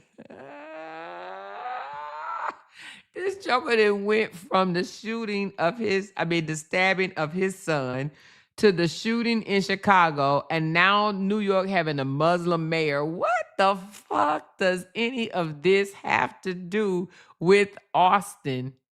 What does this have to do with what happened at a track meet event? This joker then went from calling Camelo, right, watermelon felon, saying the daddy was a pussy and a coward, saying the mother, Kayla, is a drunk bitch. Now he's talking about the gun laws in Chicago. Now he's talking about motherfucking New York having a Muslim mayor. Tell me you are racist without saying that you are a racist. What in the entire hell is going on here? Oh, USA, all the way, patriotic, love my country. And now look where we're at. How do we get there? Oh my God. Who's responsible for our youth? Who? They're the leaders of tomorrow. What are you doing to prepare them? How are you teaching them? What are you showing them? When you act out Oh my God. and your kids see you. It is a guy, a white guy, that was under the age at the time of the incident. He raped and tried to strangle, if I'm not mistaken, I want to say it was at least 2, if not more, white females. Put one of them in the hospital, right? He strangled her so hard that he actually broke the skin around her neck. She had to have surgery, y'all. And a white judge said that he was not going to spend a day in jail, in prison, because he didn't want the kid to throw his life away or something to that effect, right? And this is because the kid that was doing the graping was underage. Y'all, I'm not making shit up. Like, I'm telling you the truth. I'm telling you that that's what happened. A guy can grape, I want to say it was date grape or something like that, a female, and if I'm not mistaken, they sentenced him. They found him guilty and sentenced him. I don't know if he was found guilty or he admitted of doing it or however it happened, but he was guilty. And I think he was supposed to be sentenced to a lot of years, 70, 80 or something to that effect. And he ended up walking. Like, the dude is free today. He's free, y'all. He free. They think that's an appropriate behavior. Mhm. They assume it's okay because mommy and daddy do it. Mm, mm, mm, mm. All you people out there, all your little bots, all your little phone calls, all your death threats, and who's that big fag dude from Arizona? Lady Gaga, Gag on something? I don't know his name. Mr. Tough Guy talks big shit like he's gonna come find me. Oh, Gene Jeff. Guess what? Go suck a dick, dude. That's your favorite hobby. So, as you know, there is a lot of racist people. They're not just racist thinking that their race is superior to other races. They are also homophobic and they speak down on same sex relationships. So, what do you call that when a person can't stand same sex? It's a word. It's not racist. It's y'all let me know in the chat. What is the word that they don't like people that chooses to love each other and they are the same sex? It's a word for that as well. But that's what he is, and that's what most races are. Okay. I know it doesn't have anything to do with race, and I'm sure they think that their race don't have people that love each other, right? Only black people have people that love each other. Okay, well, we know that shit ain't true. Tiffany, Is it homophobic? Okay, homophobic. Yeah, he keeps you people this, you people that. So you already know that language, you people, you people, you people, baby. The man, this didn't just happen in no one night. Okay, if anybody think that he was just venting and all because he's hurt, because he's grieving, because his son is no longer here, I beg to differ. This is what's in this man, okay? And somebody said last night, and maybe it was this morning, they said, I believe he became a racist after all of this. Bullshit. It was taught in his home as a child. Now, you could be taught it and you could reject it, or you can go along with it. And Jeff Metcalf, he just went along with it. I believe it was taught to him by his family, and he just continued it on. He is a racist. But I do believe that they try so hard to try to cover this shit up. Some of them are undercover racists, and some of them are just point out blunt with the shit. And I just believe that right now he's just choosing to be blunt with it. And then tomorrow, who knows, he might try to cover that shit up, right? But he's just being blunt with it right now, okay? you should look like a fucking water buffalo. We're gonna start hurling insults. We can go back and forth. But here's the deal. I'm not gonna engage, bro. I'm gonna give you a little taste and that's it. I'm done. Because you know what? You're not worth the sweat off my fucking balls. You don't live rent free in my head. You don't get a second of me at all. You want to find me? You know where to find me. You think I'm scared? No, he's not scared because he knows the system will protect him. That's why he's not scared. Now, is he provoking? Huh? Is he provoking if he's saying, you want to find me, you know where to find me. Ha ha ha ha ha ha ha ha ha ha ha ha. Will they say that that's provoking? Huh? Is there provocation there? So if the dude showed up to wherever he is and kicked his ass or did something and he ended up harming the guy for showing up, are they going to get him for provoking? Huh? Yeah, okay. Underestimate me. That'll be fun. I'm not some tough guy, dude. Nah. I'm a real guy. You want to fuck around and find out, as y'all say? As y'all say. As y'all say. Racist, racist, racist. He's racist, racist, racist. The entire interview, he kept on with the y'all say, y'all kind, you people, all of this bullshit. And then he says, oh, am I racist? Yeah, I'm a racist. I'm a racist against assholes. I'm a racist against ignorant people. No, Joker, Jeff Metcalf, you are a 61-year-old sexually assault criminal and a racist. If you feel froggy, jump. Oh my God. I'm going to tell you right now, you're not going to like the landing. Provocation, provocation. I have God on my side. Oh my goodness. After this man sits here, shoot birds, say all this bullshit, now he got God. I swear to God. Let God be. Stop putting God in y'all bullshit.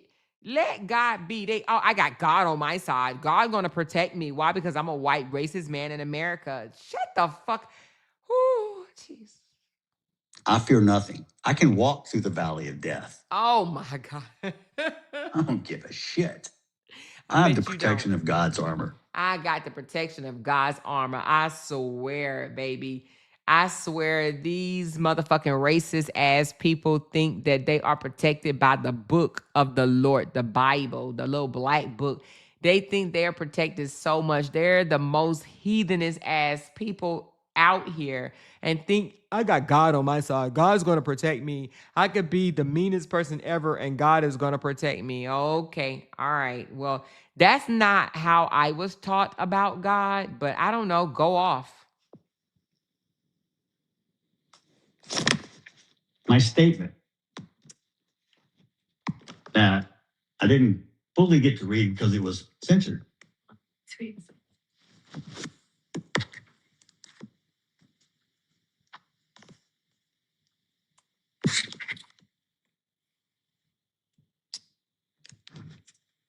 He was just given a platform to just let out his racist ass rant. Okay, that's just it. That's all. He was given a platform and he took it. Thank you, Lorraine, for being a member for 33 beautiful months. I do appreciate you so much. Let's continue with this racist ass man. 1 second. Hold on. Let me get to the part where he actually, let me see where we at. We are at the 40-minute mark. Let's get to this one. This where he speaks about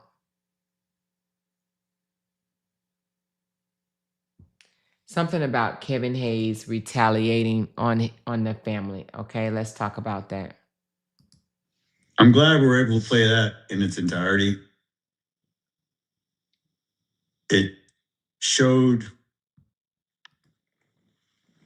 who Austin really was and who he spent time with. Let's go back to who Austin really was right quick. I'm sure it's something that he put. I say I'm fine.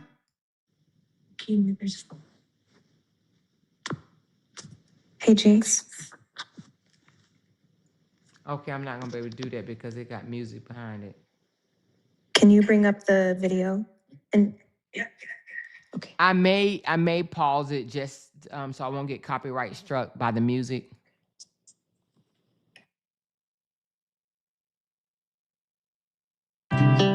And I guarantee you it's something that he put together. If it's photos showing him and his boys, it's because he feel guilty for being an absent ass parent. If it doesn't have his mother or anybody else in there and it's just him, it's something that he put together with the twins to show that, you know, he may have been there here and there. Let's just see.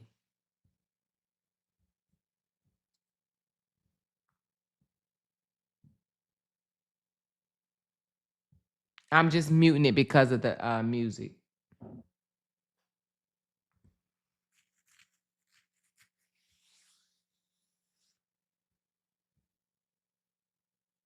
So it just looks like it could just be the boys. Oh, that looks like him.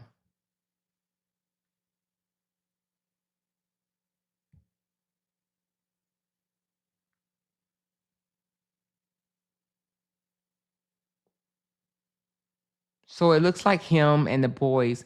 You don't even show the mother in these videos. I haven't seen the mother thus far.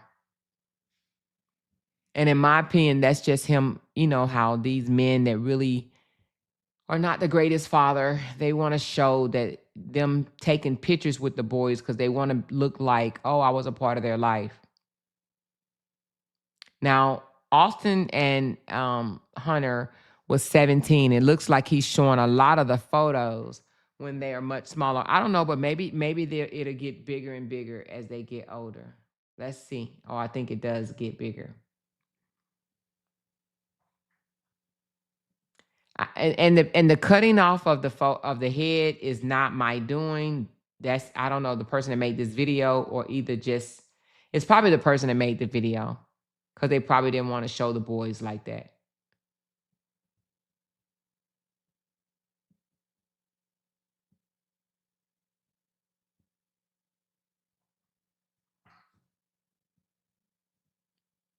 And this supposed to show us who Austin really was. I don't know. I guess somebody that loved his brother. Yeah, there he go again. So I don't see any photos with the mother. He took them hunting a lot, it seems.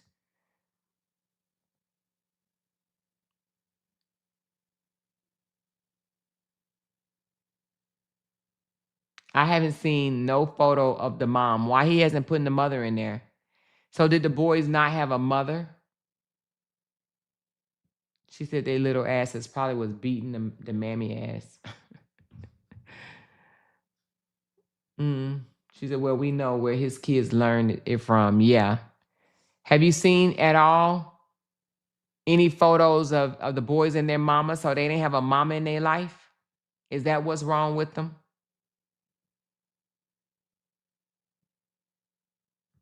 What happened to that family dynamic?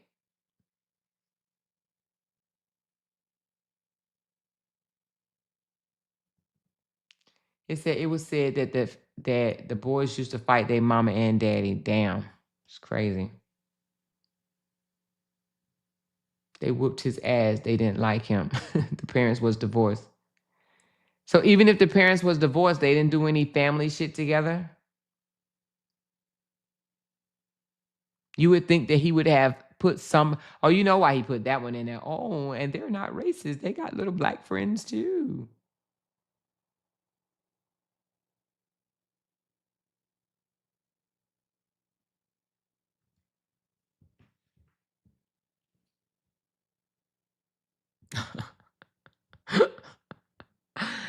That shit is funny. She said Austin broke his dad's arm. Oh, he won't dare talk about that. He won't dare talk about that.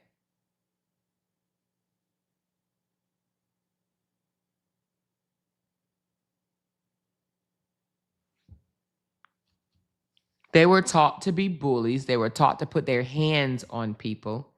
They were taught to be non-compassionate, no empathy whatsoever. Young boys, and that's what happened when they tried to kick somebody out the tent instead of going to get an adult.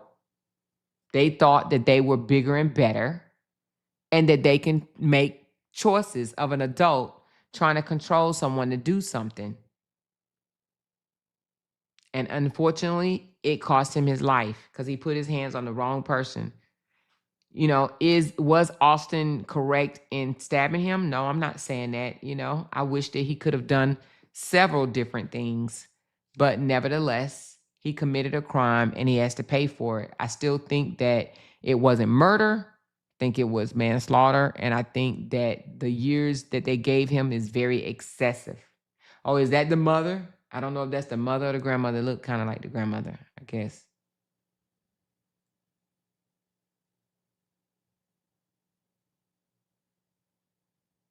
So I don't think he put the mama in the photos at all.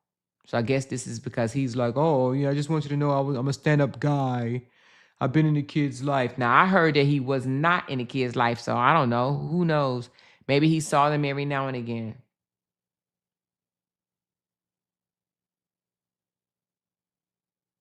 But these absent or part-time fathers love taking photos like this because they want to look like they were the main primary parent of the child. They do this a lot. These part-time fathers have more pictures in their Rolodex than the fucking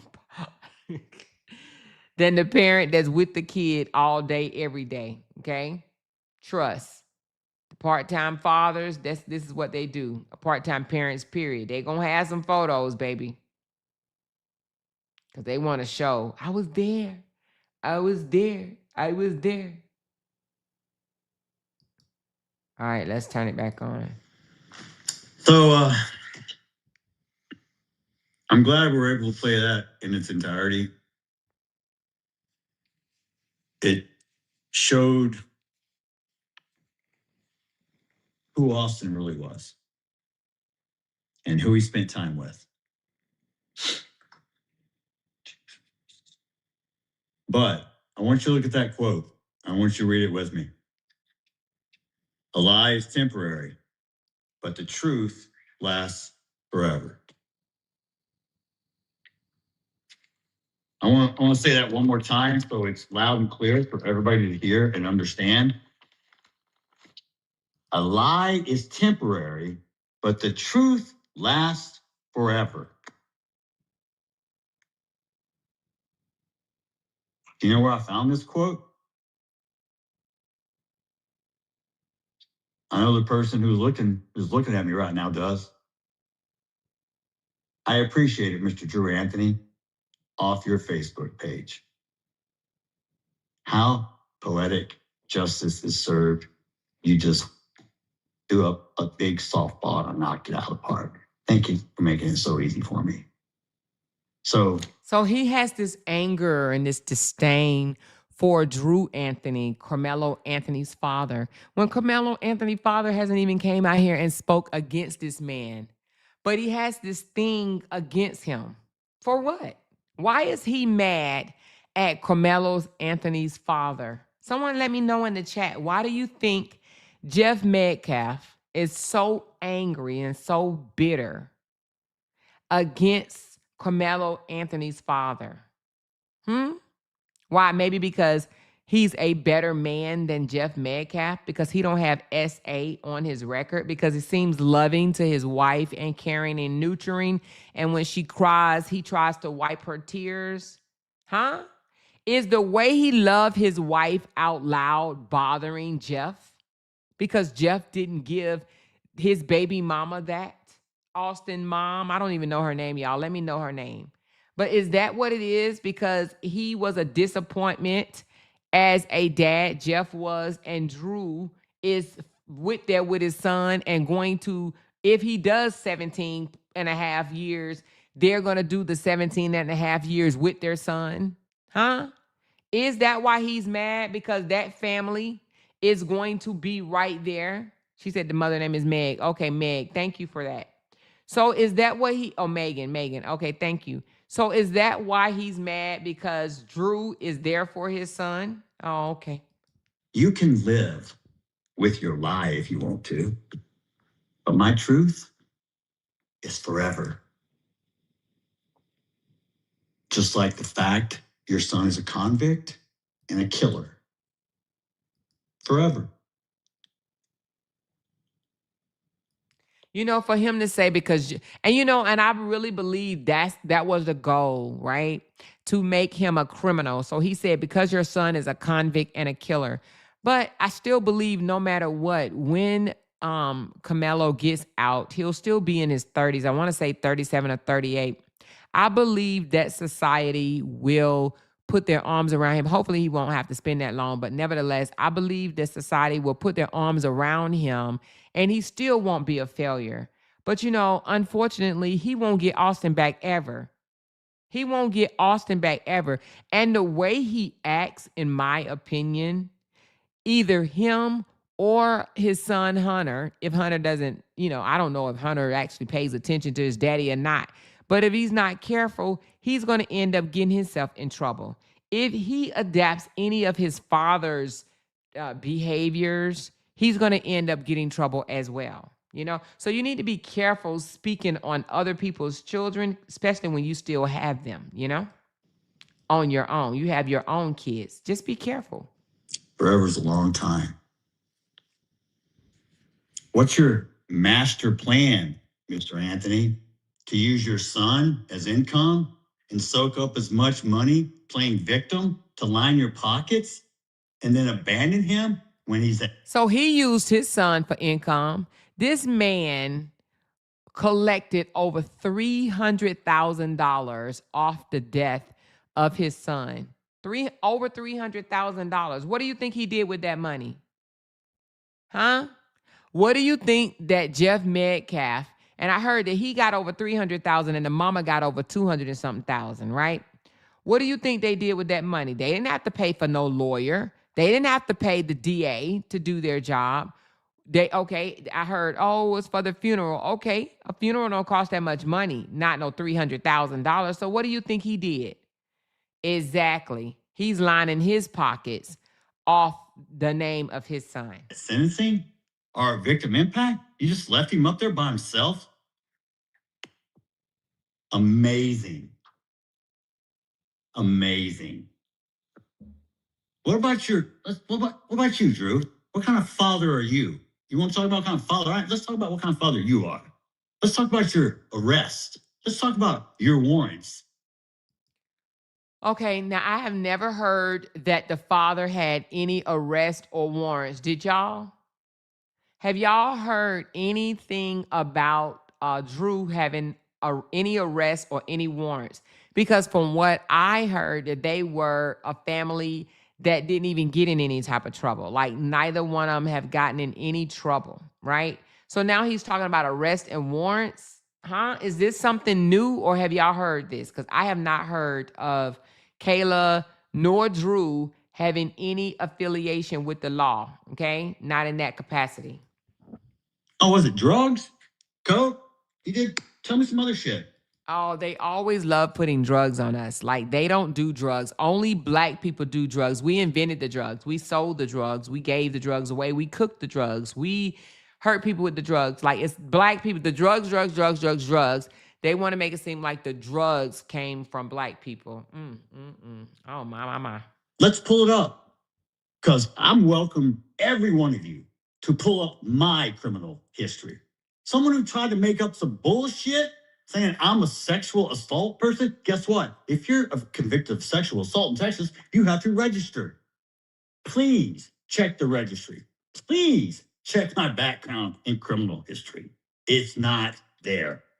Well, it is there. It's absolutely there. What are you talking about? It's on your record, Jeffrey, with your picture. You tried to spin a narrative to make me look bad because you look bad already by yourself. You fuck up all your own. I don't need to help you. You fuck up all on your own. Who is you? I hope you're proud of yourself, bro. I hope you go home and tell your 3 little kids your brother's in prison because he's a dumbass and he stabbed someone. Tell me how you're going to parent the other ones. Tell me how you're going to. Why is he worrying about the other ones? See, this is the type of shit that be pissing me off about people like these nosy ass content creators be worrying about how you loving on your husband or how you taking care of your kids or your grandkids. Why the fuck are you worrying about how he's going to parent his other kids? How are you going to parent Hunter? How are you going to parent Hunter? Why are you worrying about how he's going to parent his other 3 kids?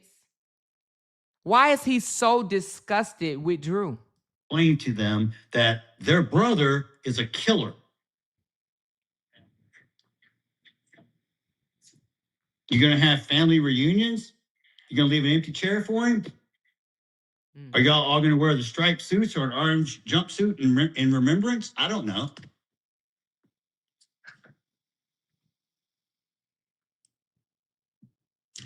Your name will be forgotten in a matter of weeks or months. He's absolutely jealous of Drew. And I'm going to tell you, if you look at the mannerism of Drew when he's around Kayla, he's very compassionate. He's very loving. He's very caring of his wife. When his wife started crying, Drew stopped in mid-track looking for tissue to wipe his wife's eyes. When he couldn't find tissue, he literally just took his own thumb and wiped the tears off of her face. Okay. That shows that he cares a hell of a lot about his wife and how he feels for her, right? Cares for her. That bothers Jeff because he knows he probably put his hands on his wife in a way that wasn't loving, okay? And this is allegedly. I don't know if he really did put hands on her. I'm just feeding off of what you guys said as he was known to be an abuser. I don't know where y'all got that from, but that bothers him because it's the opposite, right? They teach people that black men don't love their women, that they don't care for us, that they are aggressive toward us. And in his case, it's quite the opposite. He sees a black man that's very loving toward his wife, and that bothers him. It doesn't fit his narrative that black men don't know how to love on black women. Imagine that. Oh, yeah. But Austin's name, that lives on forever. It's a legacy. You know what they put in the yearbook? The cover of the yearbook said, "More than just." And you open it up, and the very first page is Hunter Metcalf carrying his brother's jersey of the first home game, running out of the tunnel. Probably one of the most emotional moments I've ever seen watching him play football because it was the first time he was not on the field with his brother.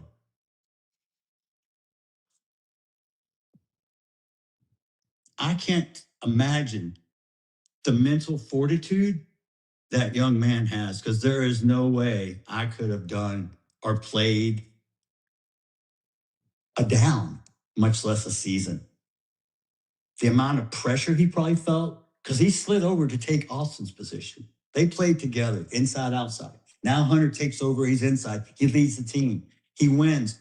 He has the most tackles in the district and had to miss a game due to concussion. He gets all the honors. He's all district. He's this, he's that. He's team captain. He's Austin 2.0. But he's still Hunter Metcalf, not Austin's brother. He will make a name for himself, just like Austin did. He will make a name for himself. If he listens to the ideologies of his father, he sure will make a name for himself. Just hold on. It's coming. It's coming. But when they come running on that field, him holding that jersey, and all eyes are on him. The whole world is watching. Made every news channel. Do you think we like the spotlight? Do you think I want to be here? So why is he there? He's having an interview with a news station, and from what I've heard, he's done several of these, right? So why is he there? It's because he's getting paid to do it. Talking about, you think I want to be here? Joker. What? Does shit stink? Yes, he wants to be there because he's getting paid for his rants. He's getting paid for his story. And he says his brother name is going to live forever. Yeah, maybe to him. So as history speaks for itself, black men have and is being arrested for no reason due to the racial profiling in this country, i.e. Dr. King, Malcolm X saying all the magic words to comfort himself. Oh, I get it. He's not satisfied with Camelo's conviction. He has extended his venom to his dad as well. Exactly. Actually, he came out and said that he believed that Austin should have gotten life. Okay, the 35 years wasn't enough. He feels that Austin should have gotten life in prison. Okay. Forced in this position. I didn't sign up. I didn't ask for my son to get murdered. But I have to deal with it in a constructive, positive way, because I still have to be a role model for Hunter. Oh, okay, positive. Yeah, okay. I still have someone who depends and counts on me. I can't let him down. It's the same way I feel about God. I don't want to let him down. But will I fail? Yes, sometimes I do. We all do. But do the best job you can, man. Be present for your kids. You can't get back time. Time is something. Can you make time? Can you spend time? Is there enough time? Is there a lot of time? See, I'm going to tell you, Jeff is the type of person that would love to be able to say that Camelo's father is absent from his life. I'm going to jump to that part where he actually speaks on, the reason why things are the way they are is because the fathers are absent. He would love to be able to sit on that damn couch and accuse Drew Anthony for being absent from his child's life and saying that's the reason why the crime happened. Okay. I think he feels a way, right, about the Anthony family being a family unit. He can't stand that because, see, it came out in the beginning that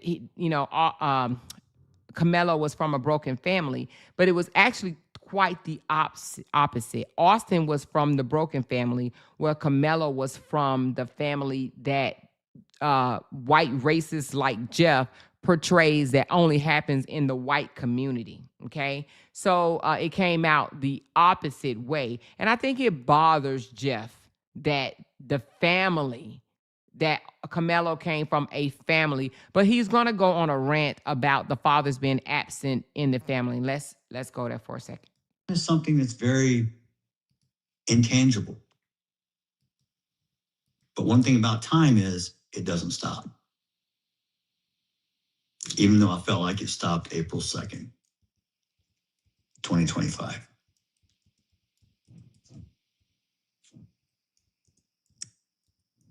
My life was forever changed. And I've had to deal with that.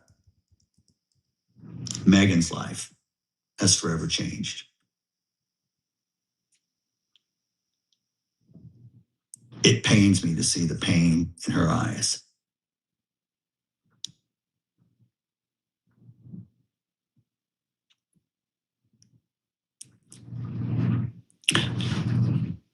And it really pains me to see Hunter go through what he has to do and be as strong as he is. It's unbelievable. I forget them food? No, bro. Anybody can do that. Anybody can be a dad. You want to be a father? That's a person who shows up. That's a person who's present. But is he like, is it okay? He's like, no, you're having twins. What I've had to endure since that day has really, really deeply affected the way I feel about society, the moral decay, the subcultures that create environments that are not good for our children. The things we promote, the music we listen to. Oh my God. The games we let them play. Are we really being the best parents we can be? What is it? What is being a parent? What, you're a financial provider? I pay the bills, I give them a roof, I forgive them food? No, bro. Anybody can do that. Anybody can be a dad. You want to be a father? That's a person who shows up. That's a person who's present. That's a person who participates. You show love. You still show discipline, but you show respect. You teach them humility. You teach them about God. You teach them humility. You teach them to kick out the black kid that come over to the tent that they don't know, that's trying to be out of the rain, but they say, get from underneath here. We don't want you here. That's what you teach them. And then you teach them to take matters into their own hands. Instead of going and getting an adult, you put hands on someone and try to physically remove them. I believe in my heart, everything starts at home with your parents and how you're raised. Those people are responsible for instilling values, morals, direction, guidance to give you a step up. Because I told my boys always, I want you both to be better than I ever was. Because I will tell you this, I am the only man on the planet that hopes you are going to be better than me. Everybody out in this world, it's a rough world. It's tough. It's a rat race. It's a cutthroat. It's try to get ahead, try to stay up with the Joneses. But you got to make sure you stay true to your beliefs. I always told them this also. You are free to make any choice you want in life, but you are not free from the consequences. Unfortunately, this just played out in real life. Because I told them, please don't make a choice that will affect your life forever. Well, Austin made a choice that has affected his life forever, okay? Austin made a choice to put his hands on Carmelo, and now he is no longer here. So if he taught his son that, maybe he didn't teach him good enough because he put his hands on the wrong person, and he is no longer here, okay? Be a DUI, maybe an unexpected pregnancy, maybe you kill someone. I don't know, but none of them are going to end up in a good position. Impulse control is one of the things that today's youth has a problem with because the parents do not give them enough instruction, guidance, or whatever reason. Maybe Impulse control, when his fucking big 225 son put his hand on another kid and now he want to talk about impulse control. Why don't you teach your kids to keep his fucking hands to himself? And none of this would have happened. Carmelo Anthony wouldn't have had to have impulse control if him and Megan would have taught their little precious boys to keep their fucking hands to themselves. Period. They're not around. Maybe they don't have a father in the house. I don't know. But people said, "Oh, your kids are bullies. You come, they divorced. It's a split parent home." I got news for you. We live 12 minutes apart. I saw my kids. I hunted with my kids. I fished with my kids. I never once abandoned them. Nothing. We co-parented the whole time. Megan is an excellent mother. She took care of those boys. I showed them the man side of life. She showed them the other side. We worked congruently together. Our boys were very well-rounded, very diversified. We don't see color. We're not race. Anybody that say that they don't see color is full of fucking shit, okay? As long as they have eyes, they know red is red, green is green, blue is blue, black is black, and white is white. People that say that they don't see color is full of shit, okay? Even a 2-year-old can tell you the difference of a color. We don't see color. That's some racist ass bullshit that racists say, okay? Now you can always say, I don't judge people by their color, but I think in his case, it would be a lie. But to say I don't see color, when people say that, baby, just stand 2 or 3 steps back from them, okay? Because they might get struck down by lightning. We have friends of all diversities, nationality, ethnicities. It doesn't matter. I'm like God. God doesn't see color.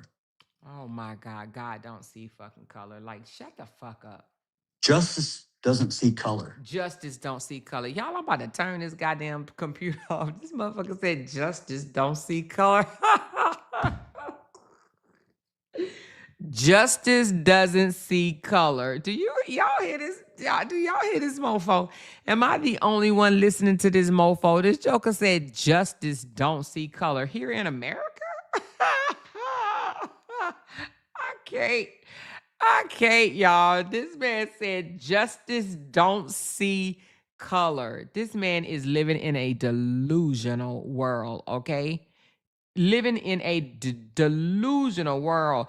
Justice, in my opinion, wasn't even created for Black people, okay? Justice was created for these colonizers, okay? Justice don't see color. Are you fucking kidding me right now? Hate doesn't see color. Love doesn't see color. If you put on those glasses and you see color as an individual, you need to look in the mirror and you need to reevaluate who you are. Do you contribute to society or are you a detriment? I'm surprised, honestly, by human race and mankind. Of the despicable. You know, this man would have done better by coming out saying, I'm still hurt that my child will no longer be here, right? But my heart also goes out to Carmelo Anthony because now he has to sit and think about what it is that he's done to, to cause Austin's death, right? However, I just pray that he learned from his mistakes and he's able to move forward in life. If he would have taken that approach, I would say, he's a decent human.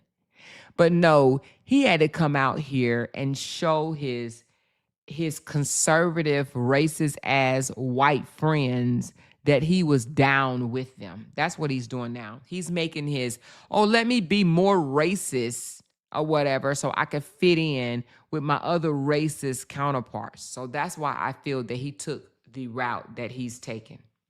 Vile display of the most uncompassionate, unempathetic, uncaring, soulless individuals who choose to monetize the death of a dead child or speak very derogatory of him or make memes and talk all over the internet about my son. The thing about it is, he's upset at Drew and Kayla when not one time did they make memes and speak negatively on Austin, right? But yet he takes his anger out on them when the internet, right? The supporters are the ones that did that foolishness, but he's taking it out on the family and black folk. Okay, acting like white people ain't out there calling Austin a bully as well. Hold on, let me put it on something else.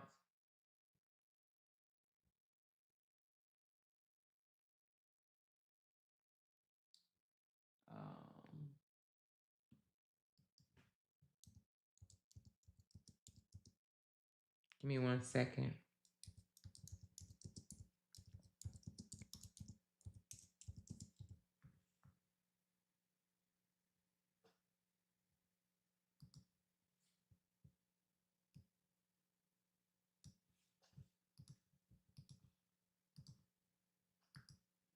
Because the year before I had torn my rotator cuff and I didn't want to get it fixed right away because I could still live with it. It got to the point where it broke my shoulder. No one fought me. Once again, your narratives, where do y'all come up with this crap? You sit at home and think and have no job and take your EBT card to Walmart? I don't understand this shit. Why? You sit at home and don't have a job and you take your EB cards to Walmart. Who is Ooh, Jesus. He said you take your EB cards to Walmart. Child, that's what Jeff think about the EB card holders, y'all. Take your EBT card to Walmart? I don't understand this shit. You sit at home with no job. I was in at the news conference. Well, I had just had my shoulder replaced totally because the year before I had torn my rotator cuff and I didn't want to get it fixed right away because I could still live with it. It got to the point where it kept popping out, so I had surgery and I had to replace. All of a sudden, the injury was from 5 years earlier, and I know when I injured it, I was training we were just rolling, me and Austin, Hunter, we were just going drilling, basically doing drills. And I put myself in a bong position, and when I tried to move, I knew it hurt my shoulder. That was that. No one broke my shoulder. No one fought me. Once again, your narratives, where do y'all come up? Oh, okay. So he's referring to them saying that the son fought him and broke his shoulder or whatever. That's him saying that that's not true. Okay. He's saying he's torn his rotator cuff or whatever. And that's what happened to his shoulder, that his son didn't beat his ass. I guess that's what he's referring to. With this crap. You sit at home and think and have no job and take your EBT card to Walmart? I don't understand this shit. Why in the world do you come up with crap about a dead kid and you want to attack me and his brother and his mom? What kind of person are you? This is what scares me about the future. Because, yeah, I'm already past here. I'm on the downside. I know that. I've already lived more than where I'm going to live next. I've lived a good life, I think. I've lived a blessed life because many times and many opportunities, I could have had the opportunity to go down the wrong path. By the grace of God, somehow he would interject someone into my life or change my job, which I didn't think I should, but he did. So things would happen. And I can look back now at my life and go, look, man, here are the tack points of where God interjected and either saved you or moved you to go the right direction. But when you're going through it, you can't see it. It's like being in the middle of a storm. Up and this anger, and this is something I'm trying to work on. I need to develop it and funnel it into a more constructive way. But tonight is the one time I'm going to allow myself, it's okay. Tonight I'm going to allow myself to say what I really want to say. What he really wants to say. Because most of the time I don't say what I want to say. He said tonight Tonight, I'm going to say what I really want to say. I'm going to get all racist and I'm going to say all types of racist shit that I've been wanting to say. But I can't say it because I got to sit here and pretend that I like black people. But tonight, I'm going to let y'all know I don't like y'all EBT carrying ass, kids having ass, 8 kids having ass, black folk. Okay? Because it's not correct. Just because you think something doesn't mean you believe it. Doesn't make it right. Just because you think something, just because you think black people don't work and have EBT cards and have a whole bunch of kids and no fathers in the house, right? Just because you think that don't mean that you believe it. Make it wrong. Doesn't make it a fact either. Because all you believed, Carmela was innocent. Newsflash, guilty, prison. You were wrong. Admit it. But no, what do you do now? Oh, there was no black jurors. You know why? Because you can't be unbiased, you dumb shits. If you answer the question, I can't send a black man to jail because he's black, you're not getting on the jury. So he's saying just lie. Lie to get yourself on the jury. That's what he's saying. Just lie and get yourself on the jury or whatever. And then do what, you do. You lie to get on a jury and then you say, guilty of first degree because I can't stand his ass. I lied to get here. So unintelligent, you can't even fill out a form correctly. You don't even know who your fucking daddy is because 78% of you don't have your father in the home anymore. 78% of blacks don't have their father in the home while he sit his ass on a couch or whatever and said that he lived 12 minutes away from his children and his baby mama. Okay. But 78% of the blacks don't have their father in the home anymore. That sounds like some old bullshit that he probably got off the conservative TV. You got baby mamas running around with 8 kids so they can get EBT cards to feed you all. Oh, to feed you all. Oh, Jeffrey,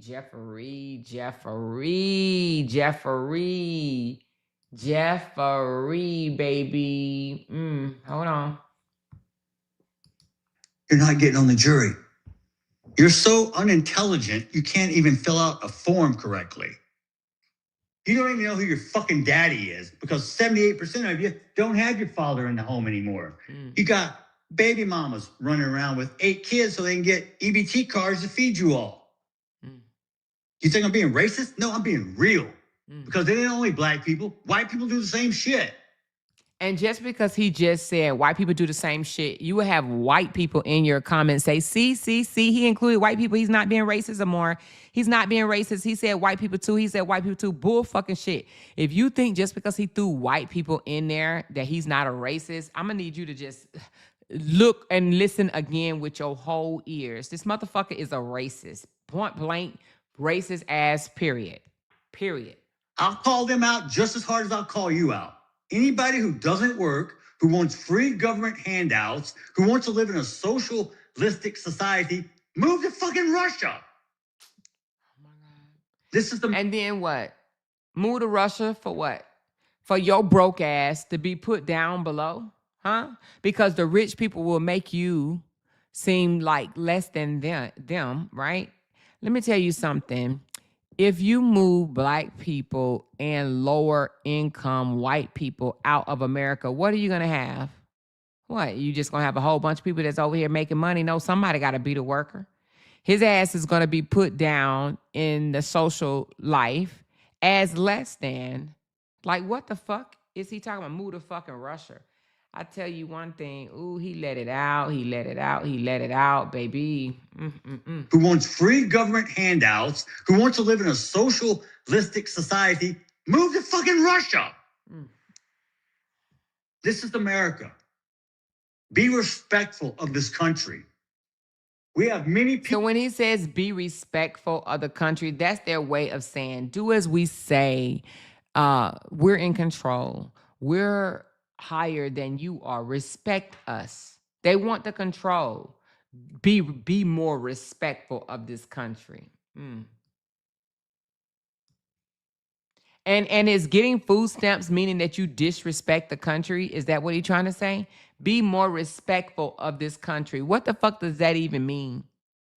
is having a mass shooting in schools and bombing in different sport events and things of that nature. Is that being respectful of the country when you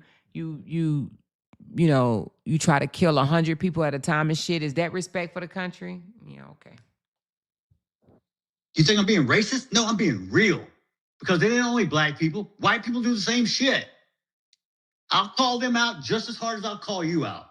Anybody who doesn't work, who wants free government handouts, who wants to live in a socialistic society, move to fucking Russia. This is America. Be respectful of this country. We have many people who have fought and died for this country, so you can run your mouth. Think of veterans. I bet you his motherfucking ass didn't fight for this country, because if he did, I don't think that he would be ranting like this. Not saying that veterans are not racist, because trust, we had them in the military as well. However, I don't think they would be coming out here doing a racist rant the way he's doing. His ass didn't serve. Hell no, because he would have got kicked out for his racist shit.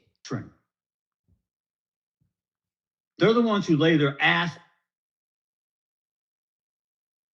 who wants free government handouts, who wants to live in a socialistic society, move to fucking Russia. This is America. Be respectful of this country. We have many people who have fought and died for this country, so you can run your mouth. Thank a veteran. They're the ones who lay their ass on the line for you, who sacrifice for you and this country. Sacrifice for you. You notice how he's not saying sacrifice for us. He speaks division, and that's what these racist assholes do. They speak division. They fought for you, right? What about for us? Because they don't see us the same. They try to speak division. Thank a veteran. They laid their life down for you. Oh, did they not for your ass? Did they not protect your freedom of speech? Thank a veteran. I thought it was for us. Are we not all Americans?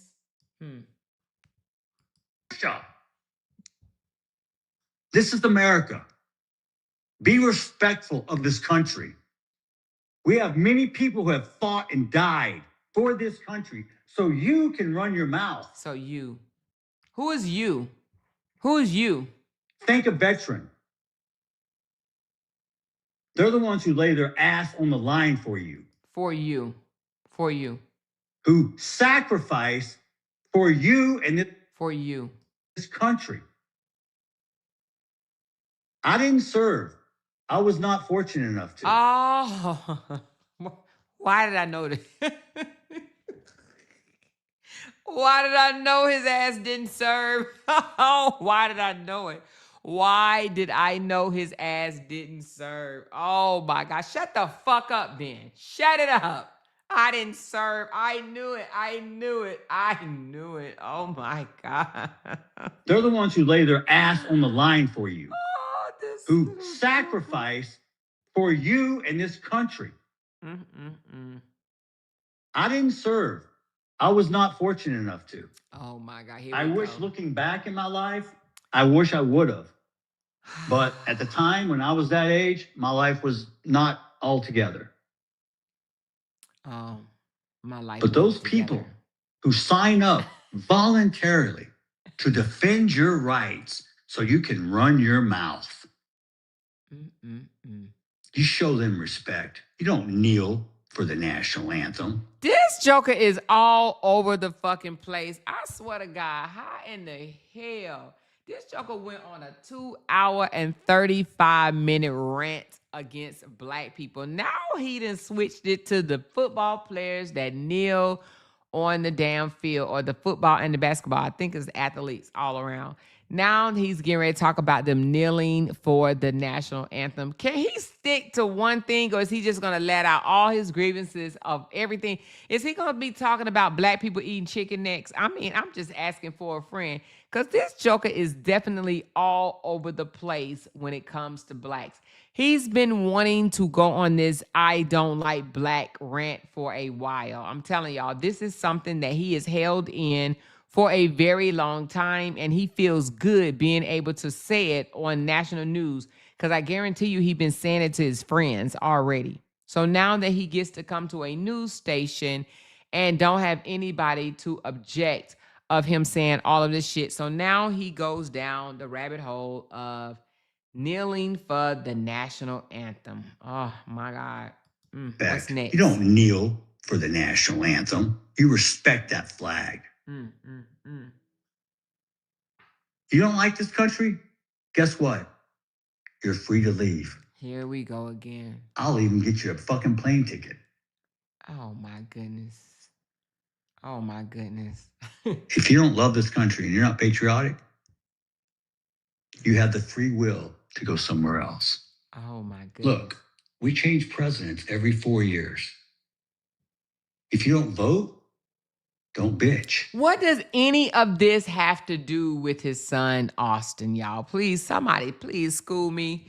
Please spare me. What does any of this have to do with his son dying? What does this have to do with Carmelo Anthony? What does this have to do with Kayla and Drew Anthony? Please. If he is talking about a black and white thing right now by saying, and he's saying, oh, I don't see race. I don't see race. This is not about black and white. This is not about race. Come on, y'all. This is the same rhetoric that racist ass white people say out of their mouths. If you don't like this country, leave. Go back to your country. I wouldn't be surprised if this joker don't say, go back to your country. Let's continue. If you want something changed in your community, get off the couch. Oh my God. Quit watching TV. Be involved. Be present.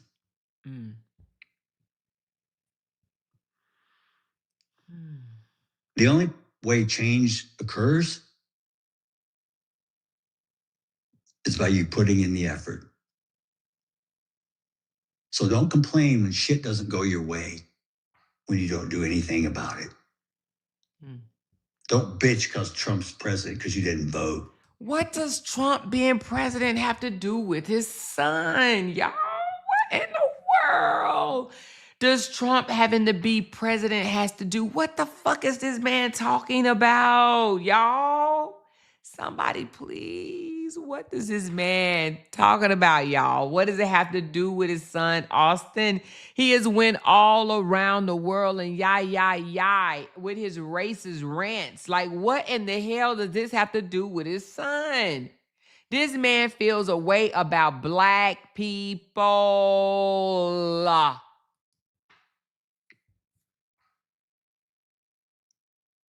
Don't vote for somebody based on skin color. Oh my God. But you'll jump on the side of a murderer for skin color. Oh my God. Do you know how? No, we jumped on the side of Carmelo Anthony because your motherfucking son put his hands on him. Your motherfucking son initiated the conversation. Your motherfucking son thought that he could tell another child his age to jump, and the child was supposed to jump. That's just not how life works. Your motherfucking child thought that the black boy was just going to do as he was told, and when he did not, your motherfucking son ended up dead, and Carmelo Anthony has to serve his time for that, okay? So, but your son lost his life for carrying out behaviors that you taught him to carry out.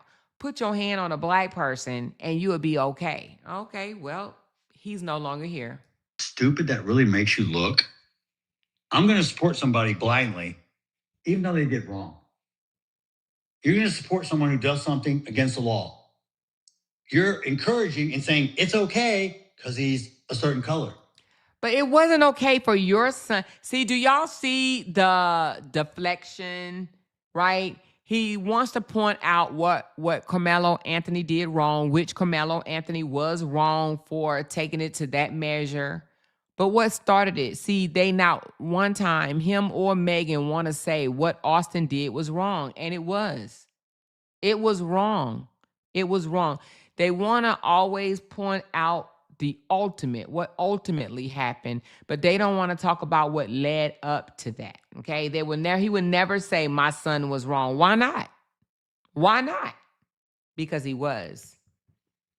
Oh, you've got more melanin than me. Ooh, so you get more privileges, more entitlement? Oh my God. Because 400 years ago, someone actually sold you to us and we took you over here and put you to work. And then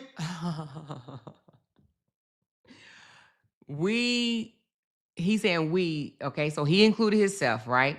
He said, we brought you over here and put you to work. Yeah. So you brought him over here, you put him to work, you raped them, you beat them, you treated them like shit. So, oh, you just put him to work. Is that what you did? You enslaved them, you beat them, you dogged them, you raped them, you treated them like less than human. Oh, you didn't just put nobody to fucking work. No, no, no. No, no, no. You made them your own prisoner. Why are you talking about some we? oh, you've got more melanin than me. Ooh, so you get more privileges, more entitlement? Because 400 years ago, someone actually sold you to us. So now he's blaming Africans, right? Because y'all know that they said that the Africans sold us to the Europeans, right? Right? Sold us to the Europeans to be slaves. So we were sold into slavery. So now they just put us to work. That's all they did. And we took you over here and put you to work. And then we had a civil war to free your ass. Oh, to free your ass. Oh my God, I can't, y'all. Oh, y'all. How many people in the audience right now just want to reach through this screen and grab his neck? How many? Raise your hand if you just want to reach through the screen and grab his neck. But you have to keep your cool, right? Oh, my Lord, my Lord, my Lord. Now, first of all, let me just say, I am looking at this with you guys for the first time. I have not listened to this foolishness. So this is a real and true reaction of me listening to Jeff Metcalf. And I'm going to tell you, child, ooh, ooh, that's all I can say is, ooh. She said, I don't want to be like his son, so I'll back down. LOL. Baby J. Oh my God, y'all. The rhetoric is just delusional. Okay. She said it's very hard to listen. Girl, it's very hard for me to just, oh my God, to keep calm, baby. Keep calm. Okay, let's listen. And now you want to talk shit? Oh, I've been so oppressed. You couldn't even vote 1960.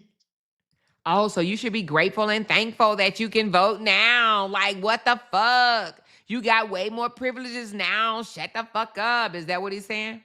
Look how far you've come. Oh my God. Look how far you come. You can vote now. You guys are getting degrees now. Y'all getting better jobs now. Your houses and cars are like ours now. You're moving into our neighborhoods. You have dogs and fences and oh my God. What? Wait a minute. You're taking over. What? Is that what he afraid of? Huh? Look at all the free shit we give you. Look at all the free shit we give you. Look at all the free shit we give you. I'm going to tell you something. Racist ass white people are angry because they actually think that black people have what black people have because of free shit. Y'all remember when I went live the other day and a white man, and I cammed up, and he said I was living in a taxpayer's home. Y'all remember that? That's a taxpayer's home. He was trying to say my house was Section 8 because white racist ass people don't think that you've earned anything that you have. They think that it was given to you free. freely, that they gave you free shit. You got a free house, free cars, free food, free this. That's why you had somebody saying, oh, you on a voucher, you pay your rent on a voucher. Same ideology, okay? They don't think black people are capable of going out there and working hard for what they have. So they try to dim you down and dismiss you as you got it for free. Okay? It wasn't, you didn't earn any of that. It came to you by the way of other people free. All right? That's what they want to instill in your head. It's actually a jealousy thing. Look at all the free shit we give you. What does this have to do with his fucking son? You know what DEI stands for? Yeah. Means I don't have to be fucked. Hold on. You want to talk shit? Oh, I've been so oppressed. You couldn't even vote 1960. Look how far you've come. Look at all the free shit we give you.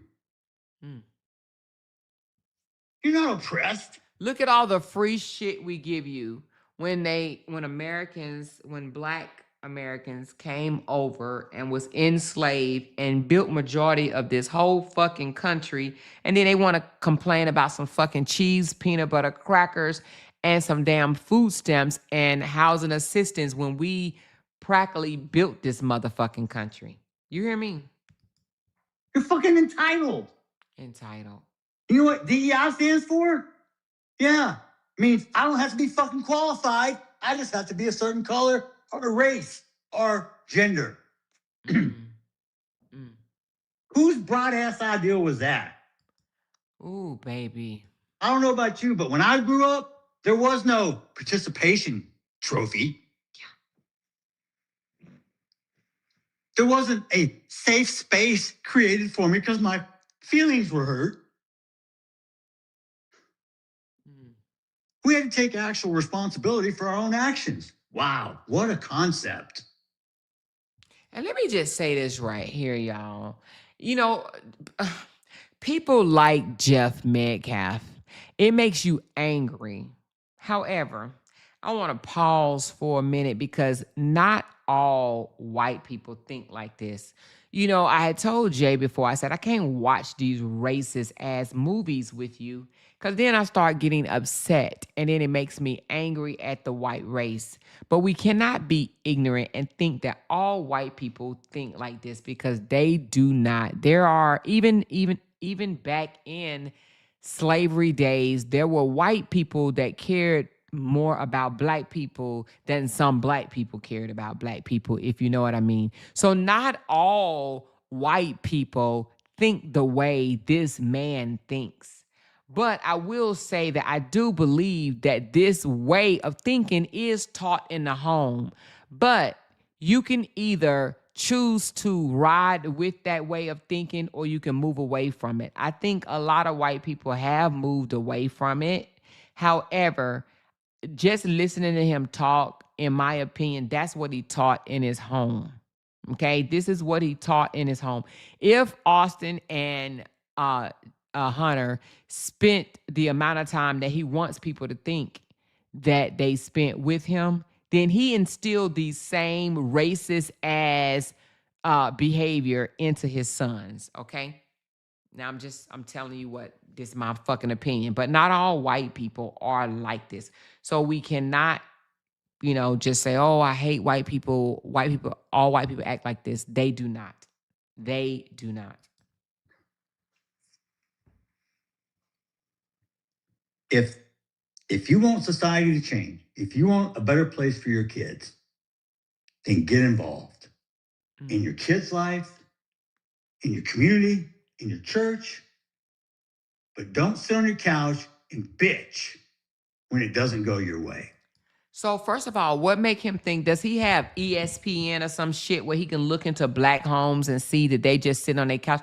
Like, what he's saying, it comes from what they say about black people. We're lazy. We just sit down. We don't work. We don't do this. We don't pay taxes. We don't earn shit. We don't take care of our kids. We don't take care of our houses. We don't take care of our lawn. We don't take care of our cars.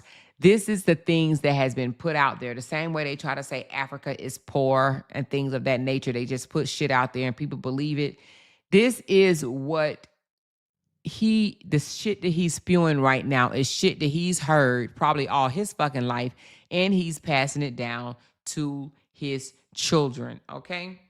So I just ask, can you provide a true, smooth read analysis on this 2-hour, 35-minute rant from Jeff Metcalf? What is your honest assessment of this rant, and is he a racist? Let's just see.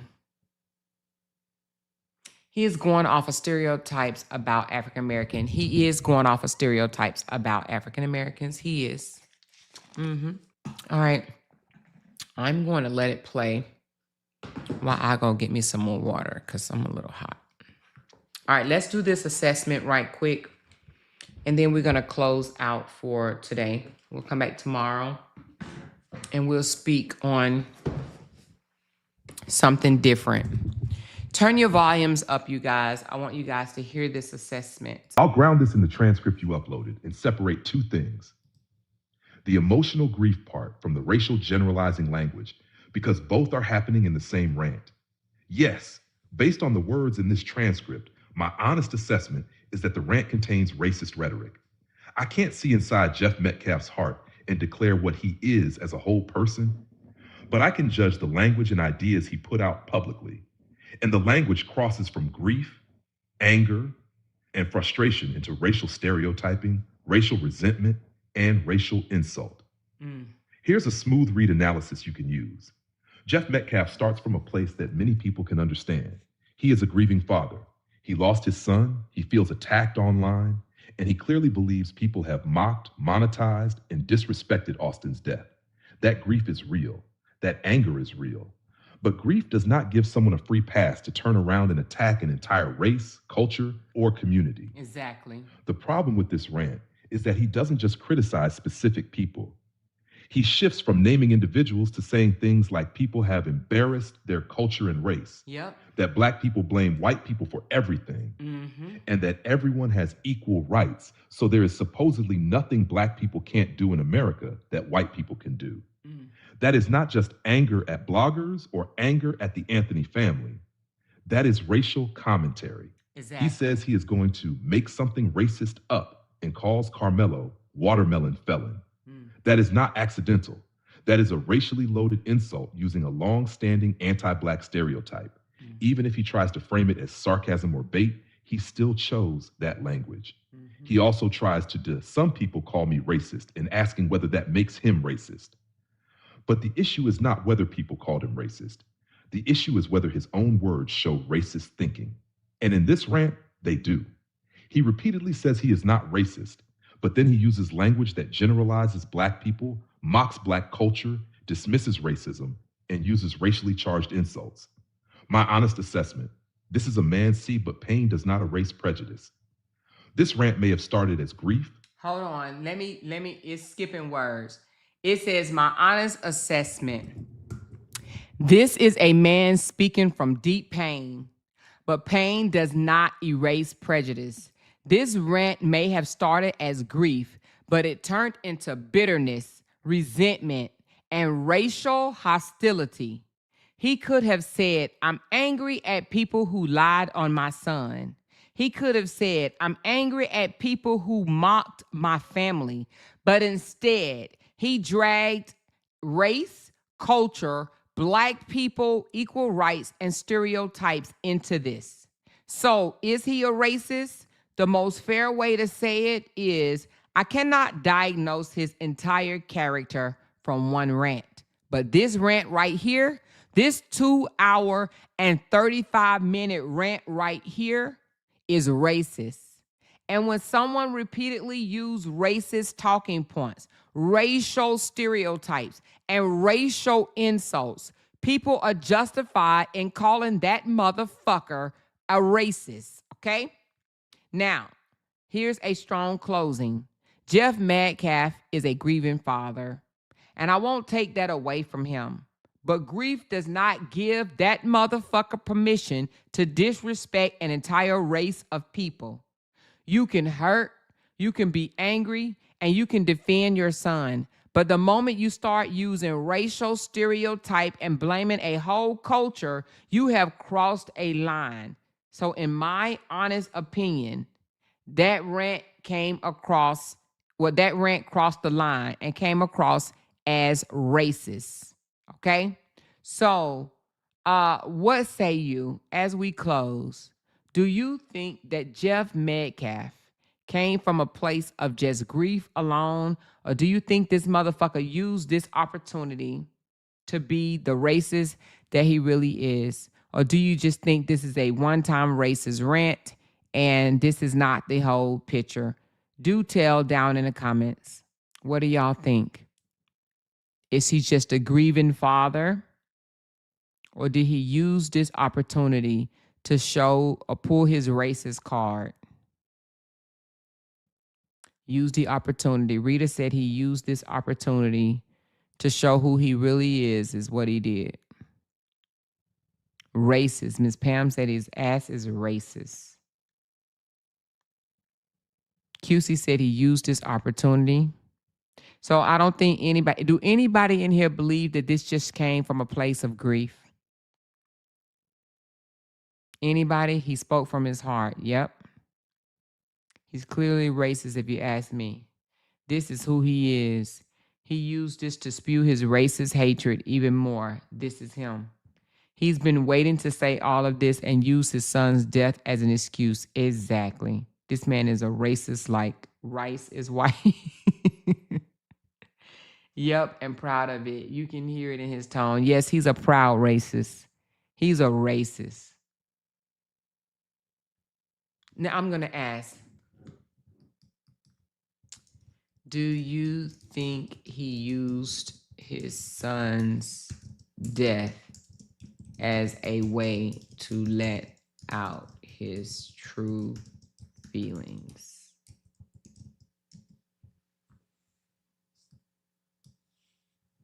So I said, do you think he used his son's death to let out his true feelings? And let's just hear what my boyfriend has to say. Yes, I think that is a fair read, with one important caution. We can't know what was already in his heart before this, but the rant sounds like his son's death became the doorway for him to say things he may have already believed, but normally would not say out loud. The reason I say that is because the rant does not stay focused on Austin, grief, justice, or even the people who attacked him online. Right. It widens into race, black culture, equal rights, blaming white people, your culture and race, and then the watermelon felon insult. That does not sound like a random slip. That sounds like a deeper belief system coming out under pressure. Exactly. It would be, Jeff Metcalf may be grieving, but grief did not create those thoughts out of nowhere. Grief lowered the filter. It gave him the emotional justification in his mind to say what he really felt. And once he felt attacked, he seemed to stop aiming at individuals and started aiming at a whole group of people. Right. That is the part that makes it so disturbing. He could have said, I'm angry at people who mocked my son. Right. I'm angry at people who spread lies. I'm angry at the Anthony family. But instead, he went into racial stereotypes and racial blame. That makes it look less like grief alone and more like grief plus resentment that was already there. Okay, it says, do I think Jeff used his son's death as a cover to let out his true feelings? In my opinion, yes. I think grief gave him the stage, but it didn't write those words for him. Pain can explain why somebody is emotional, but it does not explain why they reach for racial stereotypes. That came from somewhere. And when he moved from talking about his son to talking about black people, black culture, and blaming black race, he showed us more than grief. He showed us what was underneath. Exactly. This motherfucker's a racist. He is a fucking racist. He used his son to say how he really felt. Exactly. He absolutely used his son's death to say how he felt. Yeah, he did. She said, although he's grieving, he spoke on things that he's been wanting to say unfiltered. Exactly. Racist. And if he came out and saying this before the trial, then he would have been seen through the truth. Exactly. People would have judged his son. That's why he held on to it. They would have judged him. So let me ask, do you think this behavior had any bearings on the raising of his twin boys, Austin and Hunter?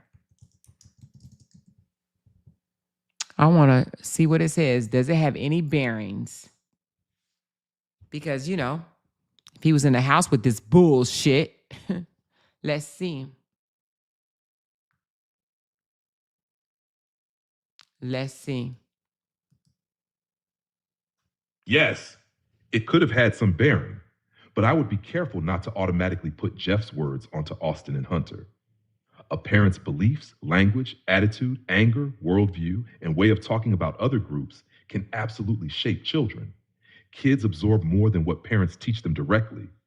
They absorb what parents joke about, rant about, tolerate, excuse, and model when they are angry. So if this type of racial resentment was something Jeff expressed in private before this rant, then yes, it likely had some influence on the environment Austin and Hunter were raised in. That does not mean Austin or Hunter were automatically racist.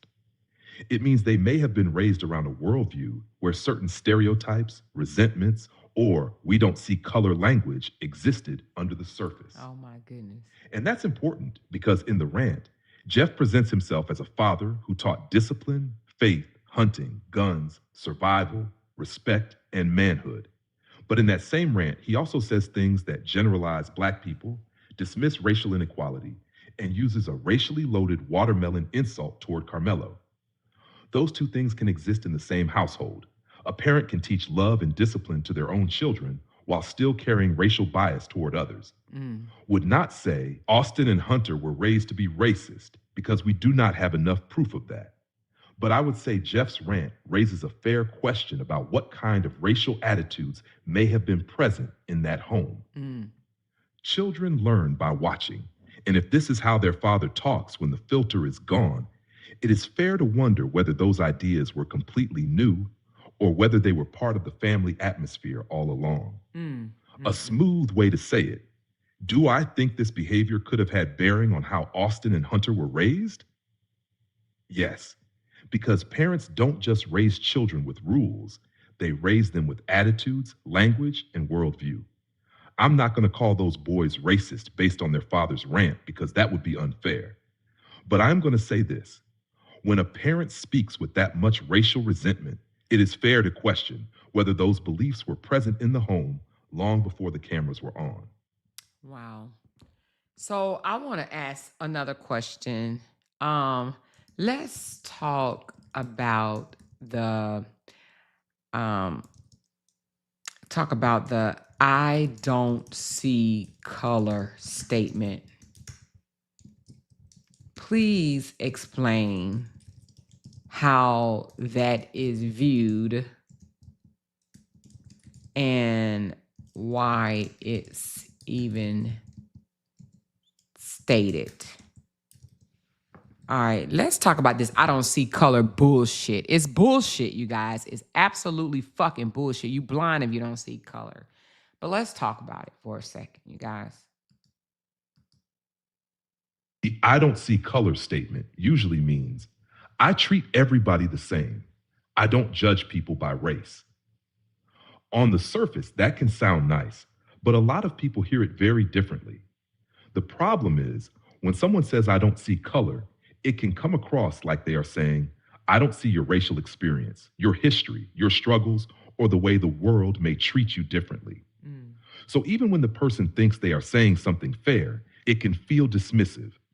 In Jeff's rant, that statement stands out because he says things like, we don't see color, we're not racist, while also talking about race, culture, Black people blaming white people, and using racially loaded language later in the same rant.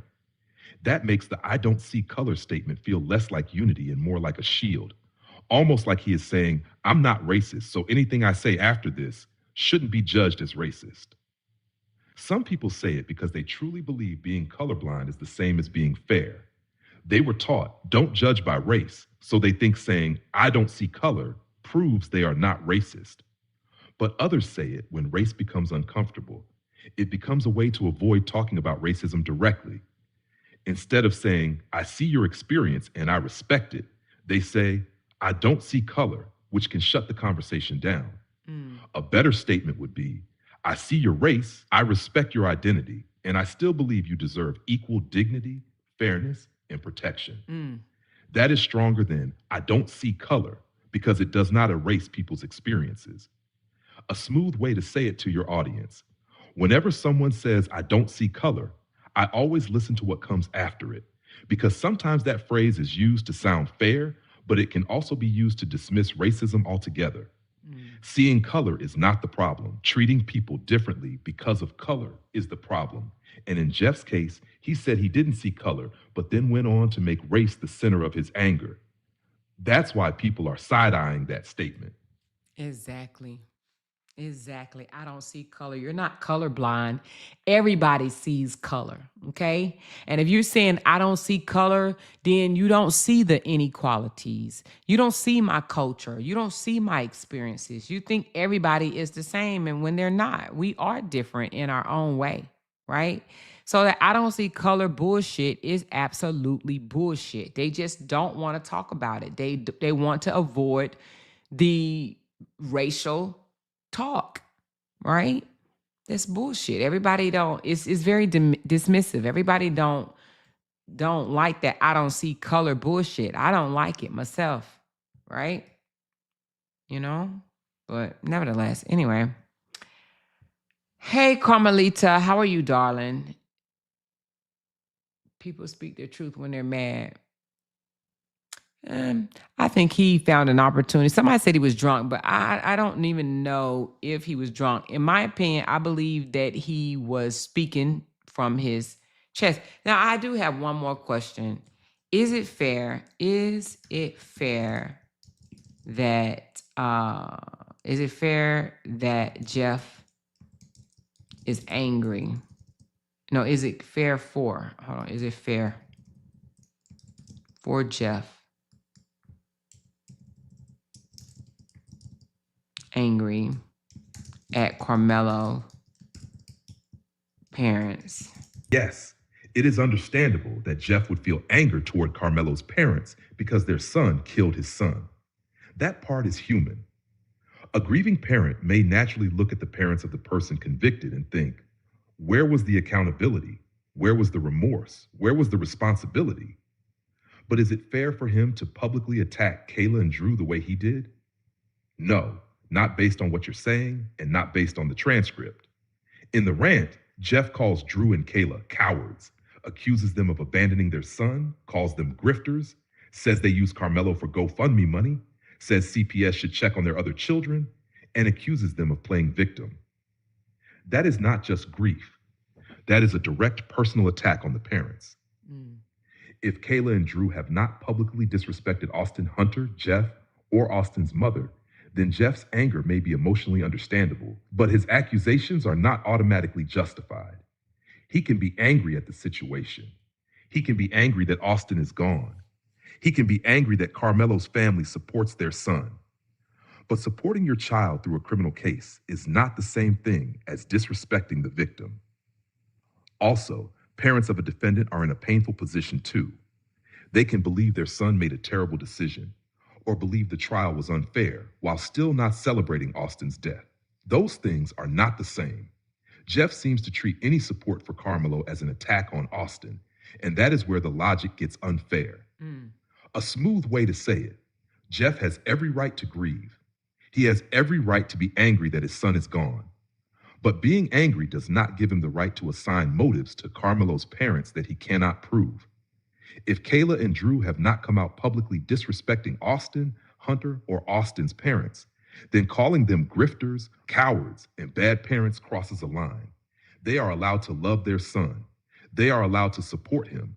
That does not automatically mean they are disrespecting Austin. Exactly. You can grieve, But to sit there and call the wife a drunk bitch and call the father a pussy and say that he's a coward, for what? For what? You know, it seems like he wants some type of fight now that all of this is over. I think that he was getting a level of attention from being Austin's dad, right? And now that all of this has come to an end, I believe the reason why he's jumping on panels now is because he still wants this attention and still wants to make money off of this situation. Because in a year, this shit is going to be dried up and gone. He had a nerve to say that his son is a legacy and his name will forever carry on. Do you really believe that? People are going to forget who Austin Metcalf was in a year or so, right? He said, your son will be forgotten, but my son will not. Come on, y'all. Really? Do we really hold on to people like that have passed away? We kind of make noise about it for a little bit, and then all of a sudden it fades. We may mention them every now and again here and there, but do we really, really, really focus on them like that? Do we? No, we don't. No, we don't. Their name, again, may be casually mentioned, even with the Charlie Kirk guy. When Charlie Kirk died, they made a big fuss about it to where the president of the United States had the nerve to say something like, if you mock Charlie's death, you're going to lose your job, or whatever he said. I can't even remember exactly what he said, but he said something that was so outlandish that forbidded people of coming out and speaking negatively about Charlie Kirk, right? But Charlie Kirk is only mentioned every so often. He's gone. He's absolutely gone. And that's what happens. When someone dies, people forget about them. Unfortunately, that's just what they do. Time heals all wounds, and Austin will be a blast in the fucking past. Not saying that his family won't think about him on holidays, birthdays, Christmas, whatnot, right? They will. But to the world, Austin is going to become a blast of the past, if you will. You know? He will. So with that being said, I believe he's now wants to try to keep this alive by jumping from network to network to network. You know, like he said, he had a gag order on him and he couldn't say much. Now he's trying to make up. So he may be out here for the next 6 months or so, going to this. I don't think 6 months. I think maybe 2 to 3 months. And then people are going to be tired of hearing about the story. That's just what happened. The next big story will happen. The next big story will happen, and Austin Metcalf will be a blast of the past. Okay? But right now, he's like, I'm going to capitalize as much as I can off of his death. And that's what he's doing. That's what he's doing. I don't mean to sound mean, but it is hateful. But he's a hateful motherfucker. Sorry, not sorry. Who? Jeff is a hateful motherfucker? I think he raised him to feel very entitled and superior. Absolutely, because that's how he was raised. Allegedly, did anyone mention how the Metcalf had split up because the dad was teaching the boys to be racist and a bully, and how the boys were so violent that one of them broke the dad arm? So he mentions that and tried to dispel it by saying that's not true, that, you know, he tore his rotor cuff or something like that. He's trying to say that the son didn't do it, but so we don't really know. We don't really know. You have some people that say it happened, and you have some people that say it did not happen. But you know, I don't know how true that actually is. So, but nevertheless, you know, let's put up a photo right quick of the new attorney. Well, let me not. And the reason why I was going to put it up and then I just changed my mind is because from what I heard so far is that Carmelo Anthony asked for a court-appointed attorney to do his appeal. The court appointed someone. However, I also heard that they were trying to get him private attorneys, okay? So if they give him private attorneys, then this attorney will be pushed to the side or taken off the case. They have to file that in court to, you know, and get permission to take the other guy off the case and for the other guy to be put on the case. So I'm just going to wait and to see what happened. Bootsy, I think it's Bootsy Badass or something like that or whatever. He has pledged $500,000 to support Camilo and his fight for justice. Okay. Several other people it was rumored that they had donated money or was going to donate money, and it came out the 50 Cent was a lie, the Cardi B was a lie, and I'm pretty sure others that I probably haven't even heard of was a lie. Charles White, or what's his name? Charles White, I think it's Charles White. He had said he was 75,000, and then he quickly withdrew because of, whatever the reason. But he's no longer in support of the family, it seems. It says rapper Boosie Badass donates 500 to convicted killer Carmelo Anthony. Boosie announced his donating 500 to Carmelo Anthony and his family following Anthony's conviction and 35-year prison sentence for the stabbing. Okay, so let me see where it has Boosie saying it himself. Did any of you guys see Boosie actually saying it himself? I see other people saying that he did, but this is Premiere Magazine. Let me see where did Boosie say it himself. See, it just looked like a bunch of people have said that, but I don't see where he had actually said it himself.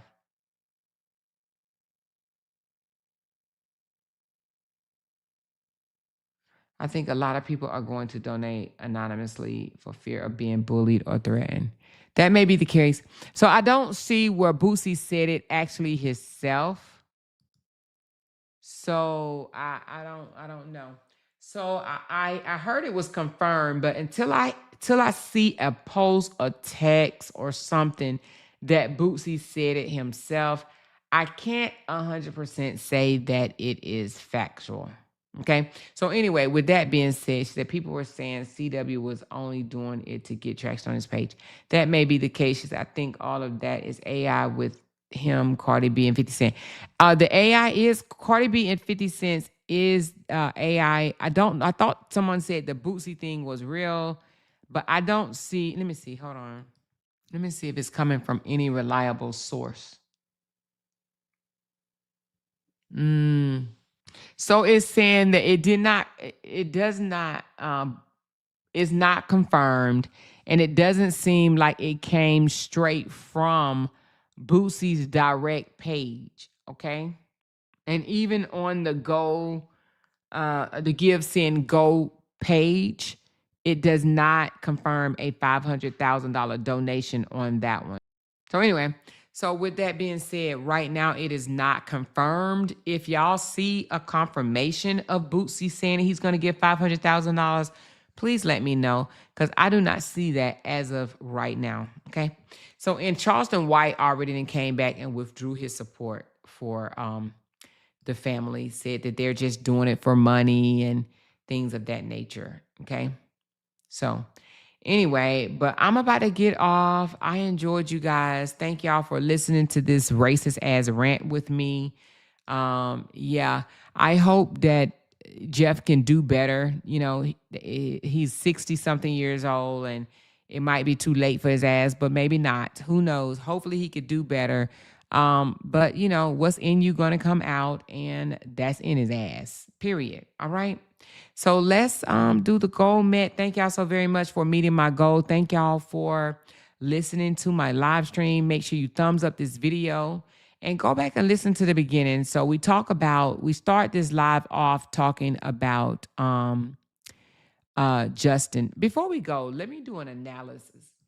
All right, I asked it to do an analysis on Justin's rant about not being able to protect his children because of the multiple times the kids was unclothed online, and he's trying to blame Cora for being negligent, and that the police and the courts not wanting to protect his kids from that behavior. So anyway, it says, my honest assessment, this sounds less like child protection and more like public custody warfare dressed up as child protection. A father can absolutely be concerned if his young daughters were accidentally exposed online. That part is valid. Any parent should be upset, especially because once something hits the internet, you cannot fully control who saw it, saved it, or even shared it. So the concern is not the problem. The problem is how he keeps handling it. When he goes online for 14 minutes, repeatedly talking about his daughters being unclothed, he is actually re amplifying the very thing that he claimed he once hidden. Even if he does not show the video, he is putting the details back into the public discussion, sending people looking for it, and keeping his children's bodies as the center of social media's debate. This is not protection, it is performative. On the legal side, he claims that a lawyer said one child would have to die or suffer seriously bodily injury before he can protect them sounds exaggerated. Courts do not require a real emergency for emergency custody orders, but that does not mean a child has to die. California emergency custody ex parte standard is about immediate danger or irreparable harm to a child, not wait until death. CPS looks at abuse, neglect, exploitation, or risk of harm, but not every parenting mistake or accidental exposure automatically rise to removal, arrest, or an emergency custody. So when he says CPS or lawyers would not move the way he wanted, that does not automatically mean nobody cares about the children. It may mean the system view it as accidental exposure, quickly deleted without enough evidence of immediate danger or severe neglect. That part that bothers me most is this. If the same or similar thing has happened on his watch, then his outrage becomes selective. If it's dangerous when Cora does it, then it should be dangerous when he does it. If it is neglect when she slips, then he has to be held to the same standard. Otherwise, it starts looking like the children are being used as evidence against the mother, not protected as children. And the supporters' attack is telling. Calling her supporters despicable because they still support her sounds like he is frustrated that the public has not turned on her the way he wants them to. That shifts the focus away from the children and toward control of the narrative, control of her platform, and control of her money and control of her support. So, he may have a real concern, but the way he presents it publicly make him look bitter, reactive, and more interested in proving Cora is a bad mother than quietly protecting his daughters. A truly protective parents would document it, contact counsel, ask the courts for clearer social media boundaries, and stop giving the internet repeated descriptions of his daughter's exposure. Now, a concerned father protects privately and moves legally. A bitter father rants publicly and keeps putting his children's embarrassment back on the internet. And that's exactly what I said. He keeps bringing it back to the internet. He keeps coming to the internet. My child was exposed. My child was exposed. My child was exposed. My child was exposed. My child was exposed. That's an embarrassing thing that he keeps out here. That is not protection of his girls, okay? He can give a flying fuck about the girls when it comes to that. That is him trying to prove that Cora is a negligent parent. This is a fight between him and Cora, and he's just using the girls as bait, all right? So anyway, thank y'all so very much for coming through, showing some love, appreciating the live, liking the live, staying the whole time.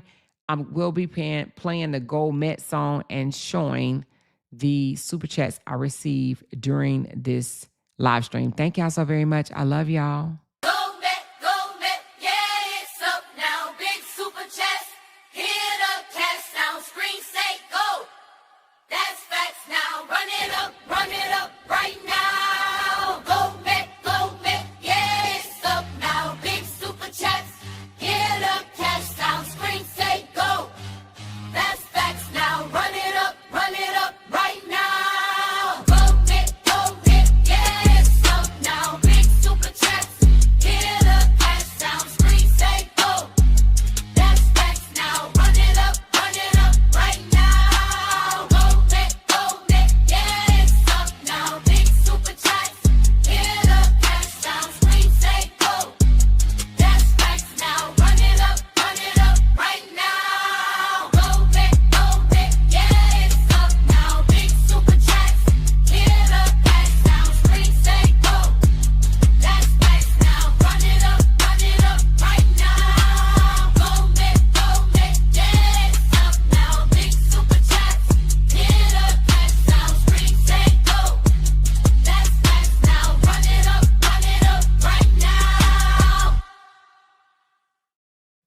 Thank y'all so very much. I do appreciate you guys. Y'all hit that thumbs up button on the way out, and your girl will be back tomorrow. I'm gonna try to do 2 live streams. I don't know if it's gonna be raining tomorrow or not, but just look for it for me. Oh, you know what?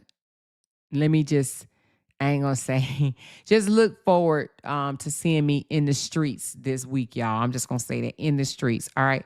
I love y'all. Hit that thumbs up button. I'm gonna talk to y'all later. Have a good night. Because they can't make a dollar without mentioning down one of our names. Jay! She kept talking about We that got these family. hoes over there about She kept bad. talking about that family. She kept talking Internet about that gangsters. family.